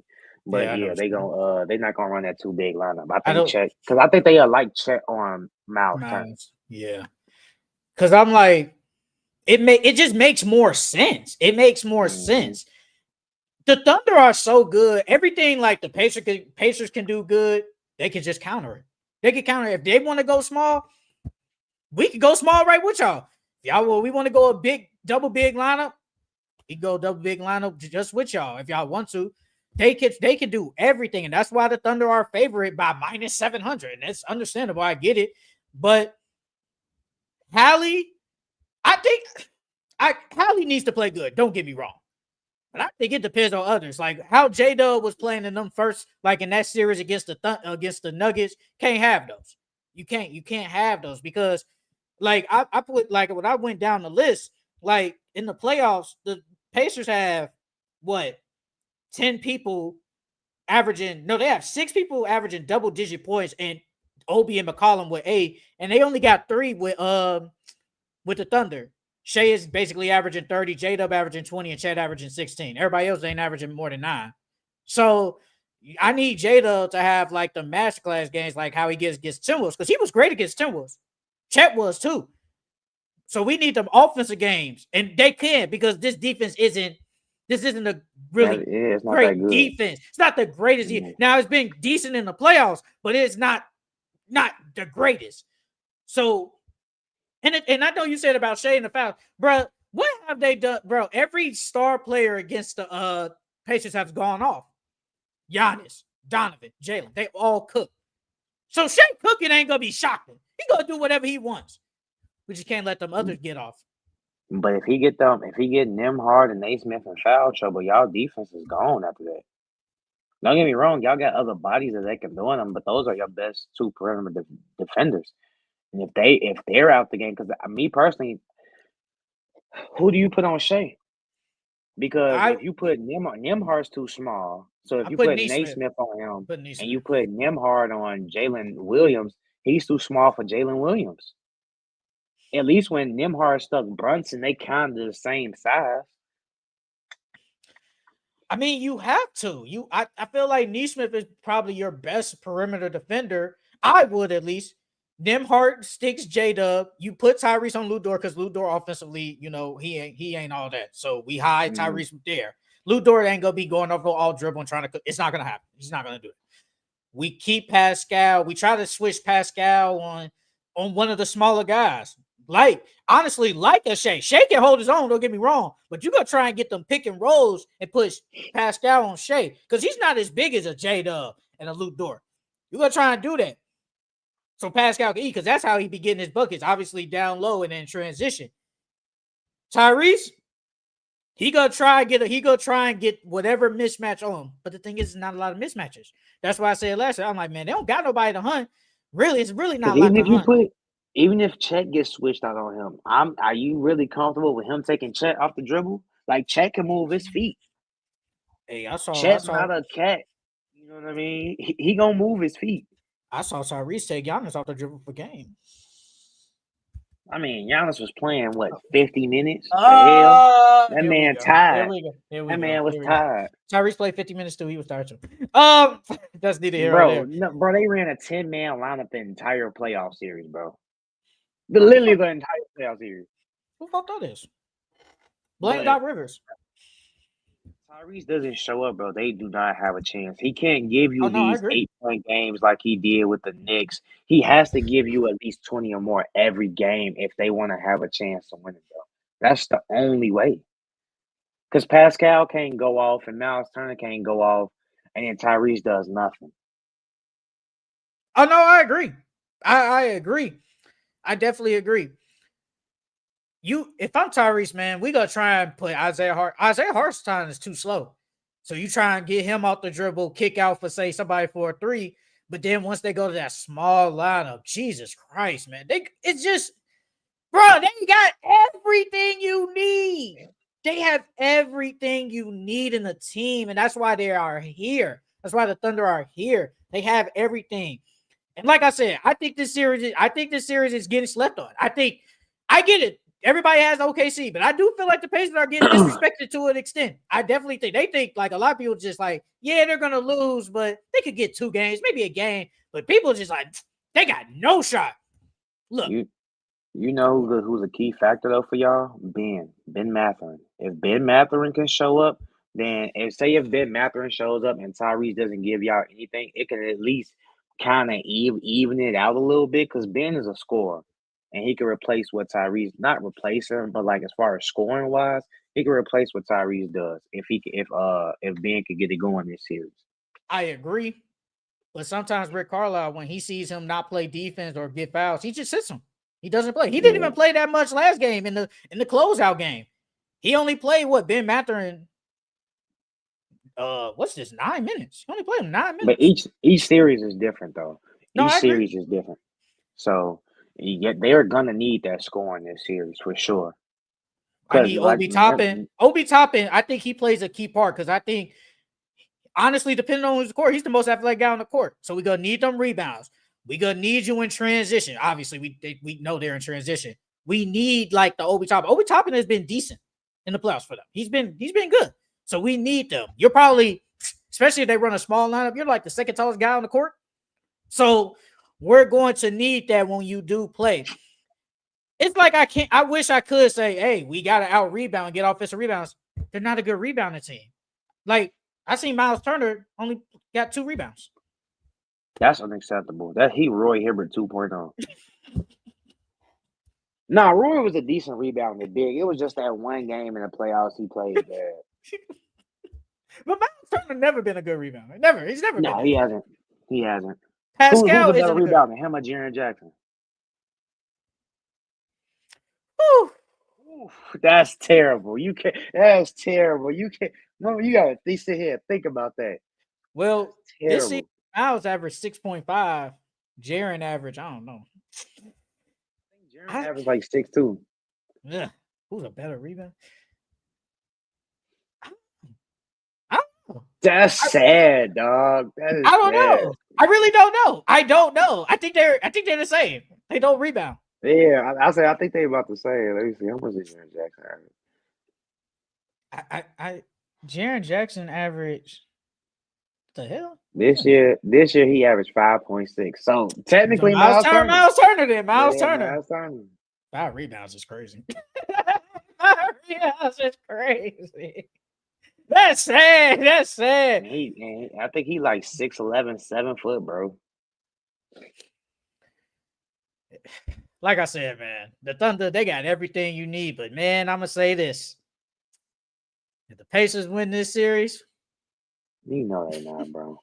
Oh, I know. I know they will. They will win the series. They will win this series, bro. Deep down in your heart, you know OKC winning, bro. I'm going to say this. Going with Tyrese because that's your boy. That is very true. But the Pacers have to win one of these games on the road. They have to. They have to win one of these. I don't know. I don't care which one it is. You have to win one of these games. I don't think that matters. Even if they do win, it don't matter. It matters. It matters. They can't win game 1. If they win game 1, they're gonna have because I think that's the same thing. Who did they play the first series? They played the Bucks. Once they won game 1, it was like Milwaukee confidence went downhill, bro. But the Thunder are different. Milwaukee is not good. They're not a good team. Yeah, so, but they won game 1 with the Knicks, and look how much confidence they got from that. So they can't. OKC can't. I mean, they won game 1 against every team they played. They won game 1 against the Cavs, won game 1 against the Knicks. And look how much confidence they had when they beat the Cavs and the Knicks. So you gotta win one of these because you can't go back home 0-2 because then it's really gonna be like how people think. Thunder win the first 2 games, then they probably split it in Indiana, then they just lose in 5 on the home court. You have to win one of these. You have to win. You can't go down 0-2. If you go down 0-2, I damn near might say it's over. But especially against the Thunder. Come on now. So I want to add. Wait, let me see. Hold on, let me see. OKC is taking it. That's what it's Simone's saying. Yes, sir. Jaren Jackson, 5 rebounds. Laugh my ass off. Put me in. I'm going to turn this into Dennis Rodman. Francisco, how tall are you, bro? How tall are you, Francisco? Bro, Francisco probably like 5'4". Francisco 5'4". Nah, I was going to say 5'6". You my guy, though, Francisco. You my guy. So, okay. Francisco about 5'4". I want to ask you something. I want to say, which team has the better at this? coaching. Which team has the better coaching? Who has the better coaching in this Ooh. series? I'm gonna go OKC. I'm gonna go OKC. And that's a hard one because Rick Carlisle is a really good coach, but I'm gonna go OKC because they got the better record. I'm gonna say Rick Carlisle only because I think he has made adjustments in every series so far. The series he's been not in this series, but in all his series he has made adjustments. He's been here. He's been to a finals. He beat the Heatles, so he knows how he knows what it takes to get here. He's gonna get these guys to play. Now Mark Daigneault, I get it, great coach.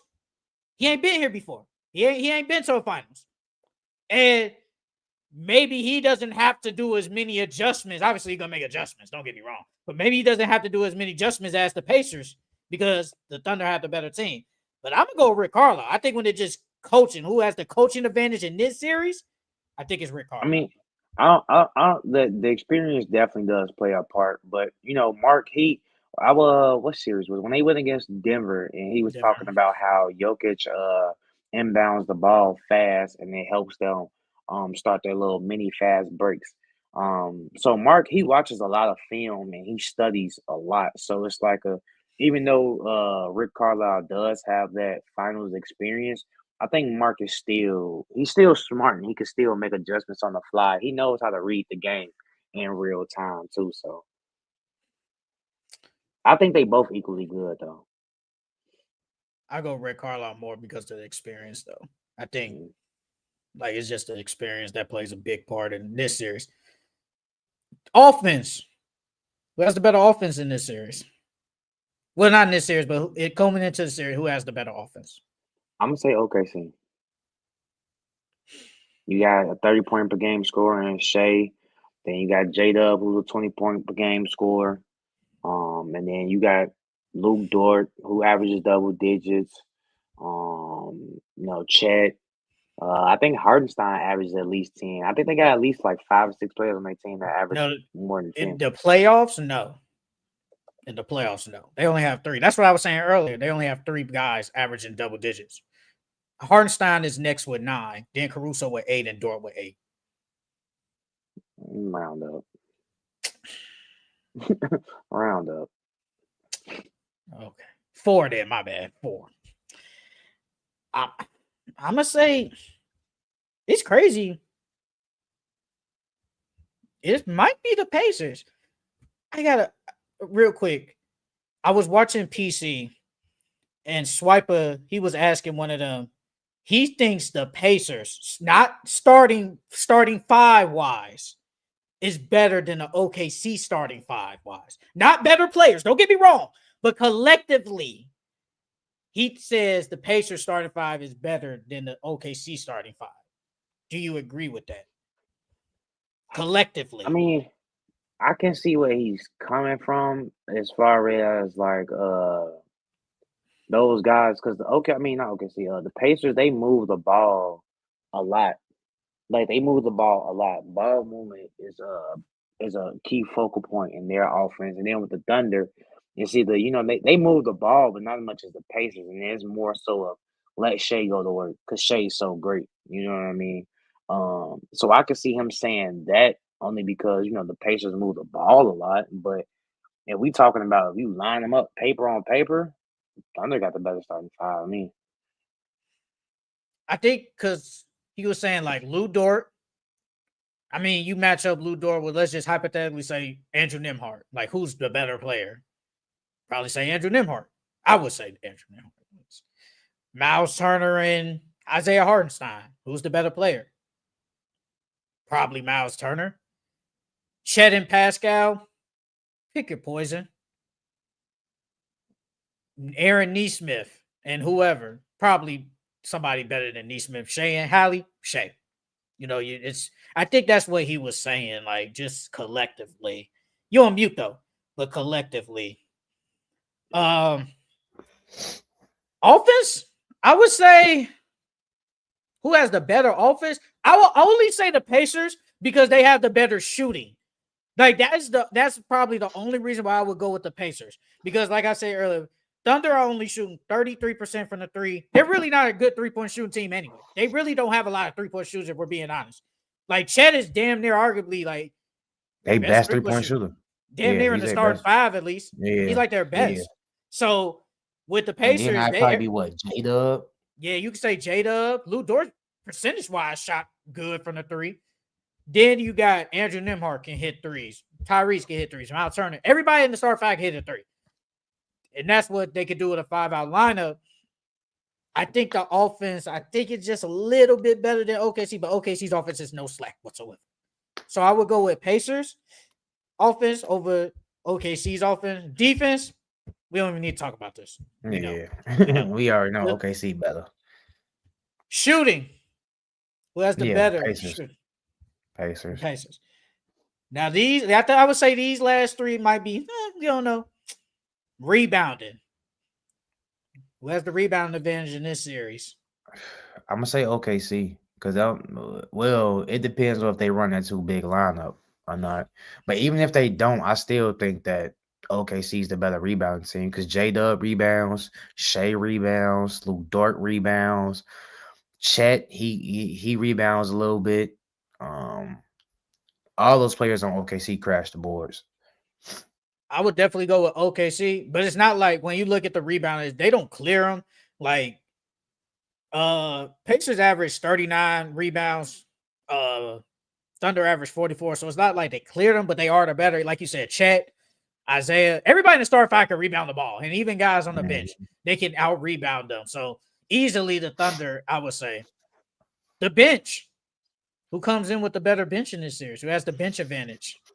I think the better bench. I'm gonna low-key say OKC because OKC, they got Aaron Wiggins, they got Isaiah Joe, they got Caruso, they got Cason Wallace. So yeah, and then versus the Pacers, they got what? Ben Shepherd, Ben Mathurin, TJ Obi, McConnell, Thomas TJ Bryant. Thomas.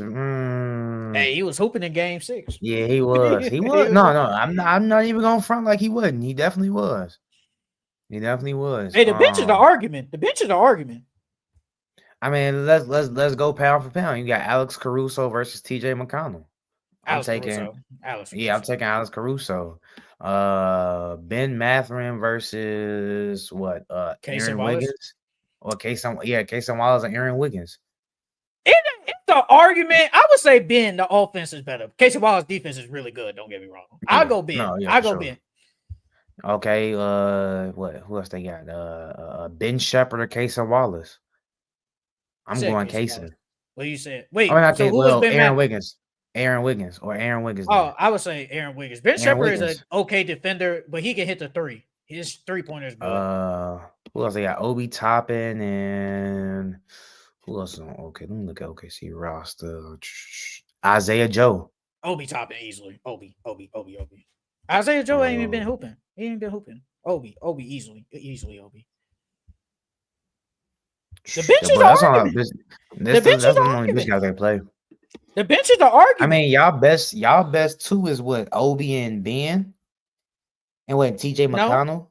Oh, yeah, those are 3 best. Obi, and Ben Mathurin, and TJ McConnell. And ours is Alex Caruso, Cason, and Aaron Wiggins. Aaron Wiggins don't even play like that, low bro. key. Aaron Wiggins, he could hoop, bro. No, I think he could, but he hasn't played as much. Every time he get, I think they will play. I think he will utilize his bench more this series, though. I would say the Pacers because I feel like we got 3 good players. Y'all got 2 good players. Like Aaron Wiggins, I think is a good player. I just think, will he utilize him like how we think he should? Like Isaiah Joe's good.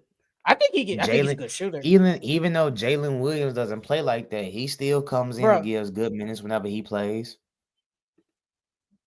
Aaron Wiggins played 4 games against Timberwolves, had and only averaged 11 minutes per game and average a point. He didn't play him. And against the Nuggets, 6 points, only played 14. Against the Grizzlies, he played 13 minutes. He doesn't play like how we think he should. I mean, but in them series, that that series with the Grizzlies, like they was blowing them out. So like, We don't count that. Okay, so yeah, I don't count that series. But Then- the Nuggets series, he averaged 6. Didn't you say he averaged 6 points now? He played what 14 minutes? yeah, 6 points. He had 2 good That games. ain't, that ain't yeah, that ain't bad. Then against Timberwolves, he literally only played 11 minutes and averaged a point. They was messing the Timberwolves up too. I mean, but like this series is gonna be different. I think you have to utilize your bench this series only because Rick Carlisle's gonna go out there and run 10 deep, and Yes, I agree. Shea and J Dub and all of them, they're gonna get tired, bro. And then once players get tired, they start adding up ticky tack fouls because they're reaching more, they're not sliding their feet as much. So I think he's definitely gonna utilize his bench more.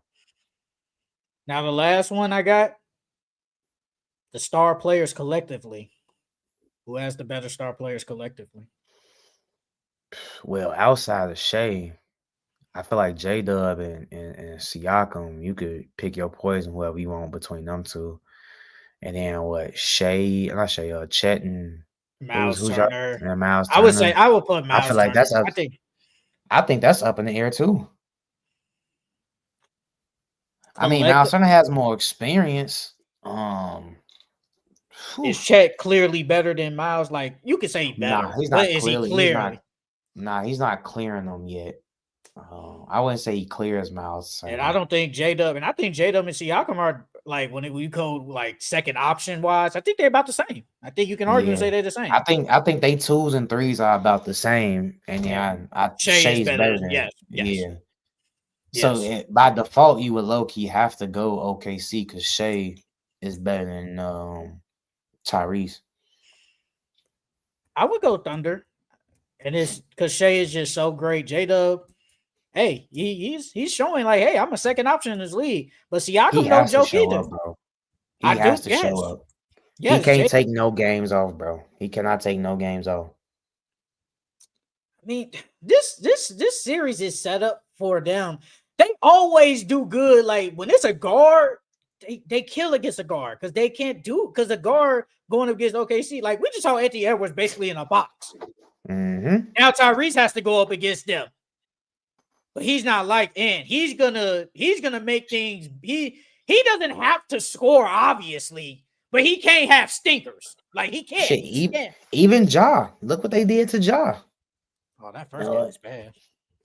You know what I mean? So it's like you said, they locked those guards up. And if you cut the head off of the snake, which is Tyrese Halliburton, the Pacers are gonna have a hard time with their offense. I mean, yeah, they got Nembhard, who can do some of the same things that Tyrese does. He needs to step up. Mm-hmm. He was not, I think, offensively wise. Like, if we're being honest, after like probably later on in that Cavs series, after that, he was not offensively wise playing good. He wasn't. He was hooping against the Bucks. Oh, they couldn't stop him. After that, I don't think he was hooping. They ain't got no perimeter defenders though. Who? The Bucks. Besides Taurean Prince, I mean, he not really all that. He wasn't playing. He was trash. I would go OKC when it comes to star players. Okay, so one of the last things we talk about when it comes to, let me go. I don't know why. I forgot. I don't even know why it like came out. I forgot the thing. Oh. Let me see. Whose stock rises more with a title? Winning the title, SGA or Hallie? Who basically needs to win a title? Oh. Hallie's stock rises more because Shea's an MVP. We already consider him a superstar. If Hallie wins a chip and he gets Finals MVP, he's gonna be a household name at that point. And his stock rises because he won the championship and he's the Finals MVP. I think even if Shea won, like, yeah, they're gonna boost him up a little bit, but it's not gonna be as much if Tyrese Halliburton won. I think they would consider Tyrese a superstar if he plays amazing and beat OKC because people say this OKC team is historically one of the best defensive teams of all time. So if Tyrese goes out there and has like that 30-point, I'm not saying he's gonna get a 30-point triple-double every game, but if he plays like how he played against the Knicks against them, yeah, his stock is definitely gonna rise. Surprisingly, I said Shea. And the reason I said Shea is if Shea wins the title, people are already saying this is one of the greatest guard seasons ever. Like, this is one of them. He won the MVP basically clearly. I'm starting to see people say he could be the face of the league if he wins. They're gonna put people are saying that it's an argument with him and Kobe. I'm not saying that. But who's better? Season wise, like, you know, oh, no, it's a video. I'll probably send you the video. Yeah, send me that. I'll send it to you. But this is one of the best guard seasons ever. And then you can argue. I've seen some people say, hey, if he wins, he's the best player in the league. That ain't true. But like said, if he wins a ring, he can potentially be the best player in the NBA going into next year. He could be one of the best guards ever. Damn near might pass James Harden, low key. So, this boosts him. I get with Hallie, and you'd be like, oh, he probably pick Hallie, but no. I think it's Shea. I think Shea gains a lot more if he wins the title. I want to ask you something. Guards to win an MVP and a title in the same season. It's only 4. Do you know who they are? MVP and a title? Win a title in the same year. It's only been 4. Can you give me the years?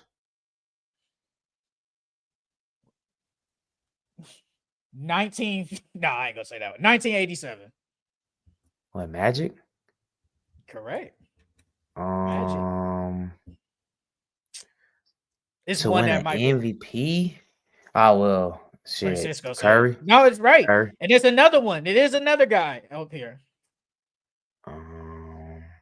I don't think you're getting this one. Okay. What year did he play? 1957. 57. Nah, did Jerry West play in the 50s? Nah, Jerry West ain't play. Is it Jerry West? No, it's not him.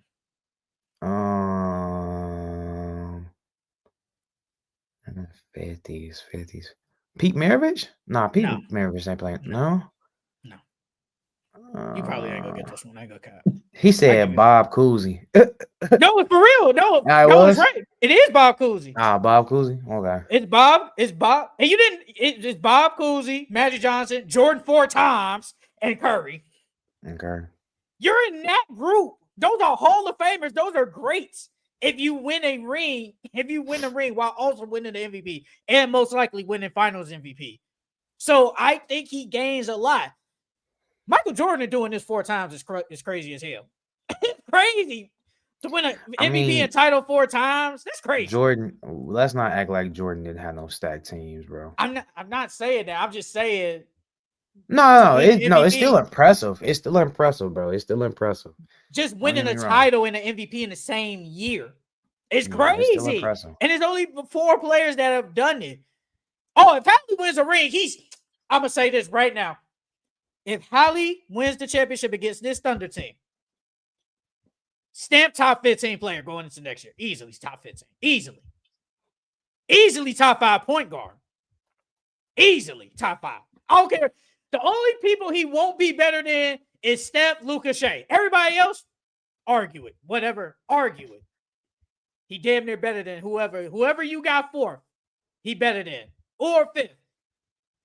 But he ain't better than those 3. But top 15 stamp, top 5 point guard stamp if he wins. That's all I'm saying, man. That's all I'm saying. You better hope he get a game. He'll get a game. He's getting a game. Damn, they might win tonight. We'll give our prediction at the end. So, real quick, did you see that Adam Silver officially said it's going to be Team USA versus the world? I'm excited for that. I'm not even going to lie. I'm excited for that. Because there's been so much debate about if the Europeans are taking over or if international players are taking over. Now we get to shut all this shit up, okay? The U.S. has the better players, all right? So now we finna do this U.S. versus the world game. I think it's going to be close games, don't get me wrong. I don't think it's going to be no blowout games or nothing like that, but I'm excited for it. I'm excited for them to put this conversation to rest. I when we talk about this, I always think about what European players are going to be in there that don't deserve to be. Like, how do you do this? Because it has to be 30, because it's usually 12 players on each team. So what's that? That's 24. Mhm. So who are gonna we get the 12 Americans, but who is gonna Jokic, be Shea, Luka? Jamal Murray, Luka, Giannis, Okay. Pascal. Okay. Well, I would say Joel Embiid, but he got U.S. citizenship now, so I don't really know. I don't really know. You said Jamal Murray, but Jamal Murray most likely doesn't even deserve to be there because it's like he's not an all-star. Somebody gotta make it though. Was it on Gil's Arena when he said you get the 8 players, you get the 8 euros, and then, or was it somebody else? They said you put just put 4 Americans on there. Probably was Gil. Arena.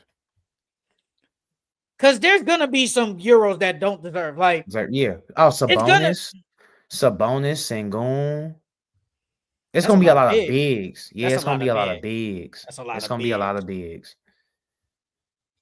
Because if anything, it's gonna be guards on there that don't deserve to make it. Because Franz can be on there because he's German. Not naming Schroeder. Not naming Dennis Schroeder. Is Cat? I thought Cat was from the US. No, Cat is he's Dominican. He's Dominican. Something like that. Cat is he don't mess with us. Hey, when we go with the American bigs, our best big is AD. Oh shit, yeah, Wemby. I forgot about Wemby. Oh, Wemby on there regardless. Yeah, I forgot about Wemby. So it's gonna be a lot of bigs though. It's gonna be a lot of bigs. I'm cool with it. I like it. And they said they're changing the time. They're making it in the afternoon now instead of late. They probably like, man, we just want to get this over with. They're making it in the afternoon now. So wait. Like at noon or like at 2, 3, 4, 5 o'clock? I'm gonna guess 3. I guess 3. Cause I'm like, bro, if y'all make the game at noon, that means you're gonna have to do the 3-point contest, and well, that's gonna be the day before. Yeah, it'll be day before. And plus, no superstars do that. No people, nobody in the All-Star game really do the 3-pointer like that, at least. I'll say, maybe around 4, 5 o'clock. That'd be decent. I'm cool with it, but at the end, but it's like it makes the NBA look bad because you guys just went to a new format last year. Now y'all just said forget that and we're going somewhere else. It makes y'all look bad, but it's also the players, they don't care. You capping, dog. You capping, dog. The US got the best players, bro. Well, Tatum ain't gonna be there, so it don't matter. Shit, it don't matter. So who we rolling out? Steph, LeBron, KD, Book, Jimmy, Kawhi, James. It's a lot of I'm just naming. Oh, you just naming guys? Yeah, I'm just naming guys. Who else? Tyrese Halliburton, man. It's Tyrese Halliburton, man. We ain't really got no bigs for Joel. Joel our only big if he play for us. Will he be there? Though, was the question. Yeah, sure. PG. We got Bam and AD. Yeah, AD, Bam. Hey, why you know Bam? Why? Bro, Bam is only 6'9", bro. These niggas are 7 foot. That's all we got. 7 foot, bro. He ain't gonna. We brought him over to the Olympics. Knowing he only 6'9", and he was our only big. Well, Joel. That's the only thing. We ain't got no bigs to match them, but we damn near outclassed them in every other position. This might be the first time they actually do it for real. I think they got to play for real because this is pride. You can't be out here losing to the Euros. Bro, the Euros are gonna come out there and play for real, bro. They're not gonna take this as no regular All-Star game, bro. I feel like they're gonna come out there and they're gonna play for real. So Luka gonna play for real? He ain't gonna BS? No, I don't think he's gonna BS. I don't think he's gonna BS, bro. I don't think he's gonna BS. I really think last year, collectively wise, I think it was probably one of the worst All-Stars I've seen. I think no one took it serious. I think Like, you can start out with Chris Paul and Wemby just cheating the freaking skill. Like, why? First of all, why are we doing that? Why are we cheating in the skills challenge? Hey, they technically won, bro. They technically won. Bro, man was like, they didn't care, bro. They did not care. They was BSing. And bro, they went to that 4-team crap. Bro, nobody cares about that. Nobody cares. But then, and I see people like, man, just bring it back to East versus West. They don't care about that either. They don't care. Bro, these players be tired. Who was it that said? I wonder if I think it was Jeff Teague that said it, bro. You gotta offer them some cash, bro. You gotta offer them some money. That's the only way you're gonna get them to play for real. If you offer them some money. I agree, but you know what's funny? People keep saying, why do you guys need more money? You guys are already millionaires. What you need more money for? Bruh. If you want a good all-star game, that's the best way to do it. Is to offer them boys some money. That's how you gonna get people, bro. If you offer cash in the dunk contest, we could definitely see a Ja. Ja said he would do it. He said if y'all offer $1 million, I'll do it. And then on top of that, you know, if you offer them, you giving them more money, but you gotta think about, well, as far as the NBA, you gotta think about the more viewership. If you give them money, that means all your best players are gonna compete in these competitions, bro, which is gonna make the viewership go up. Of course, we're gonna watch a dunk contest that got Ja, Zion, Aaron Gordon, Zach LaVine in it. Like, who wouldn't want to watch that, bro? And then it's for $1 million, so you or however much you want to put on it. So we tuning in for that. Yeah. Because what was the dunk contest this year? Who was in it? I don't know. Who was in it? I don't even know. I didn't even watch it, bro. Who won?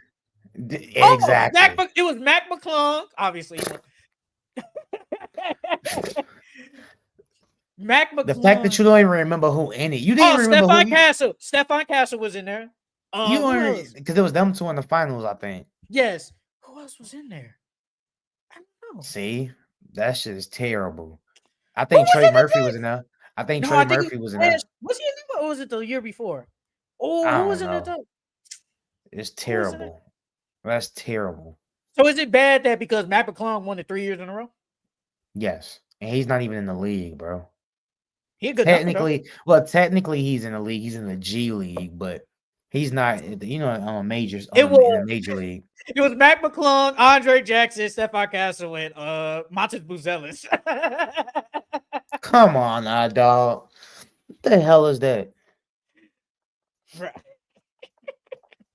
Andre Jackson didn't even sniff the court the entire year, almost.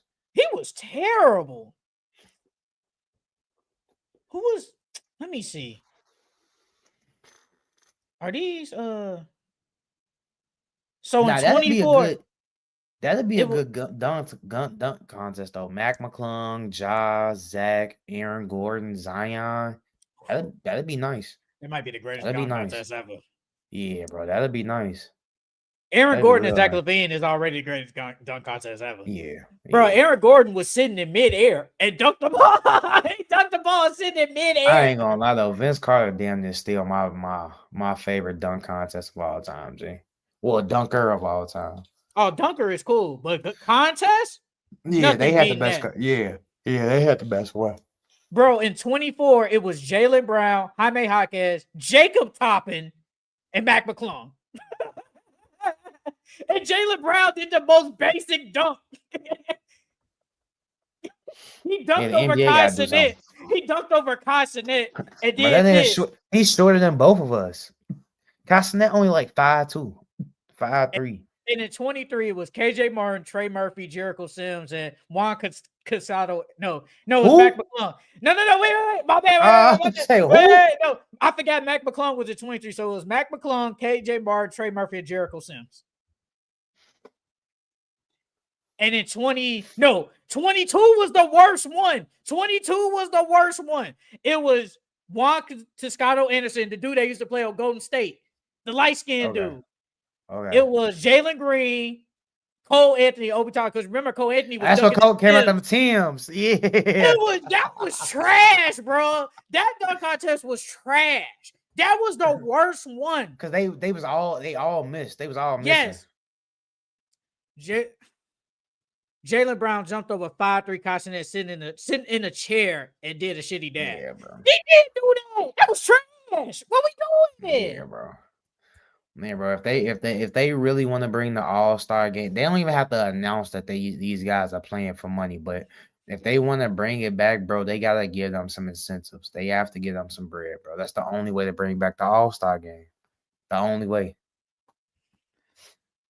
And I did forget this one trade I'm gonna ask you. It's from Pick a Side. Shout out to y'all. You guys are GOAT. They said Bucks and the Raptors. The Raptors get Giannis Antetokounmpo. The Bucks get Scotty Barnes, RJ Barrett, Grady Dick, 2025 first round pick this year, 27 first round pick, 29 first round pick, 2030 first round pick swap, and a 2031 first round pick. Damn, you giving up the whole damn team. It's Giannis. So it just be Brandon Ingram and Giannis for real. Emmanuel Quickly, And Jakob Quickly, Jakob Hurtle. Shit, yeah. That's it. That's really it. Do you do it? I mean, if I'm the Bucks, yeah. Yeah. I'm doing it. If I'm the Bucks, yeah. Shit. Who would you rather give up, Scotty or Brandon Ingram? Or who fits better with Giannis? Brandon Ingram.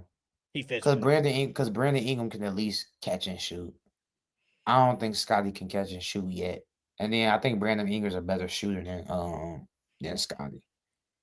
So because Scotty and Giannis damn near do the same thing. So you roll out there with a starting five. Quickly. Oh, you talking about the I was saying Quickly, Ochai Agbaji, Brandon Ingram, Giannis, and Jakob. Yeah. Where is that in the East, especially with it wide open? Where is that? Should they a top 8 seed for sure? They're top 8 seed for sure. And then with the Bucks, it was Dame, RJ, Scotty. And then who else they even got on their roster? They still got Brook Lopez. Well, okay, Kuzma at the 4. And then they ain't got no center. They don't. And Dame is hurt, so I can't even count him. That team sucks. That team ain't good. I've said it, bro. I think Giannis to the Raptors is not the worst move. I think it's not bad, in my opinion. Especially if those rumors are true, saying he wants to go to the East. I don't think it's bad. Or do the Knicks after this? Do they think about going after him? You know you got to trade Cat. That's gonna happen. Yeah, you have to trade him. Yeah. Do you make that?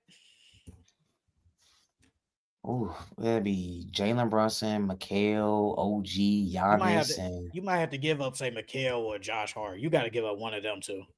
You got to. I'm asking for him at least.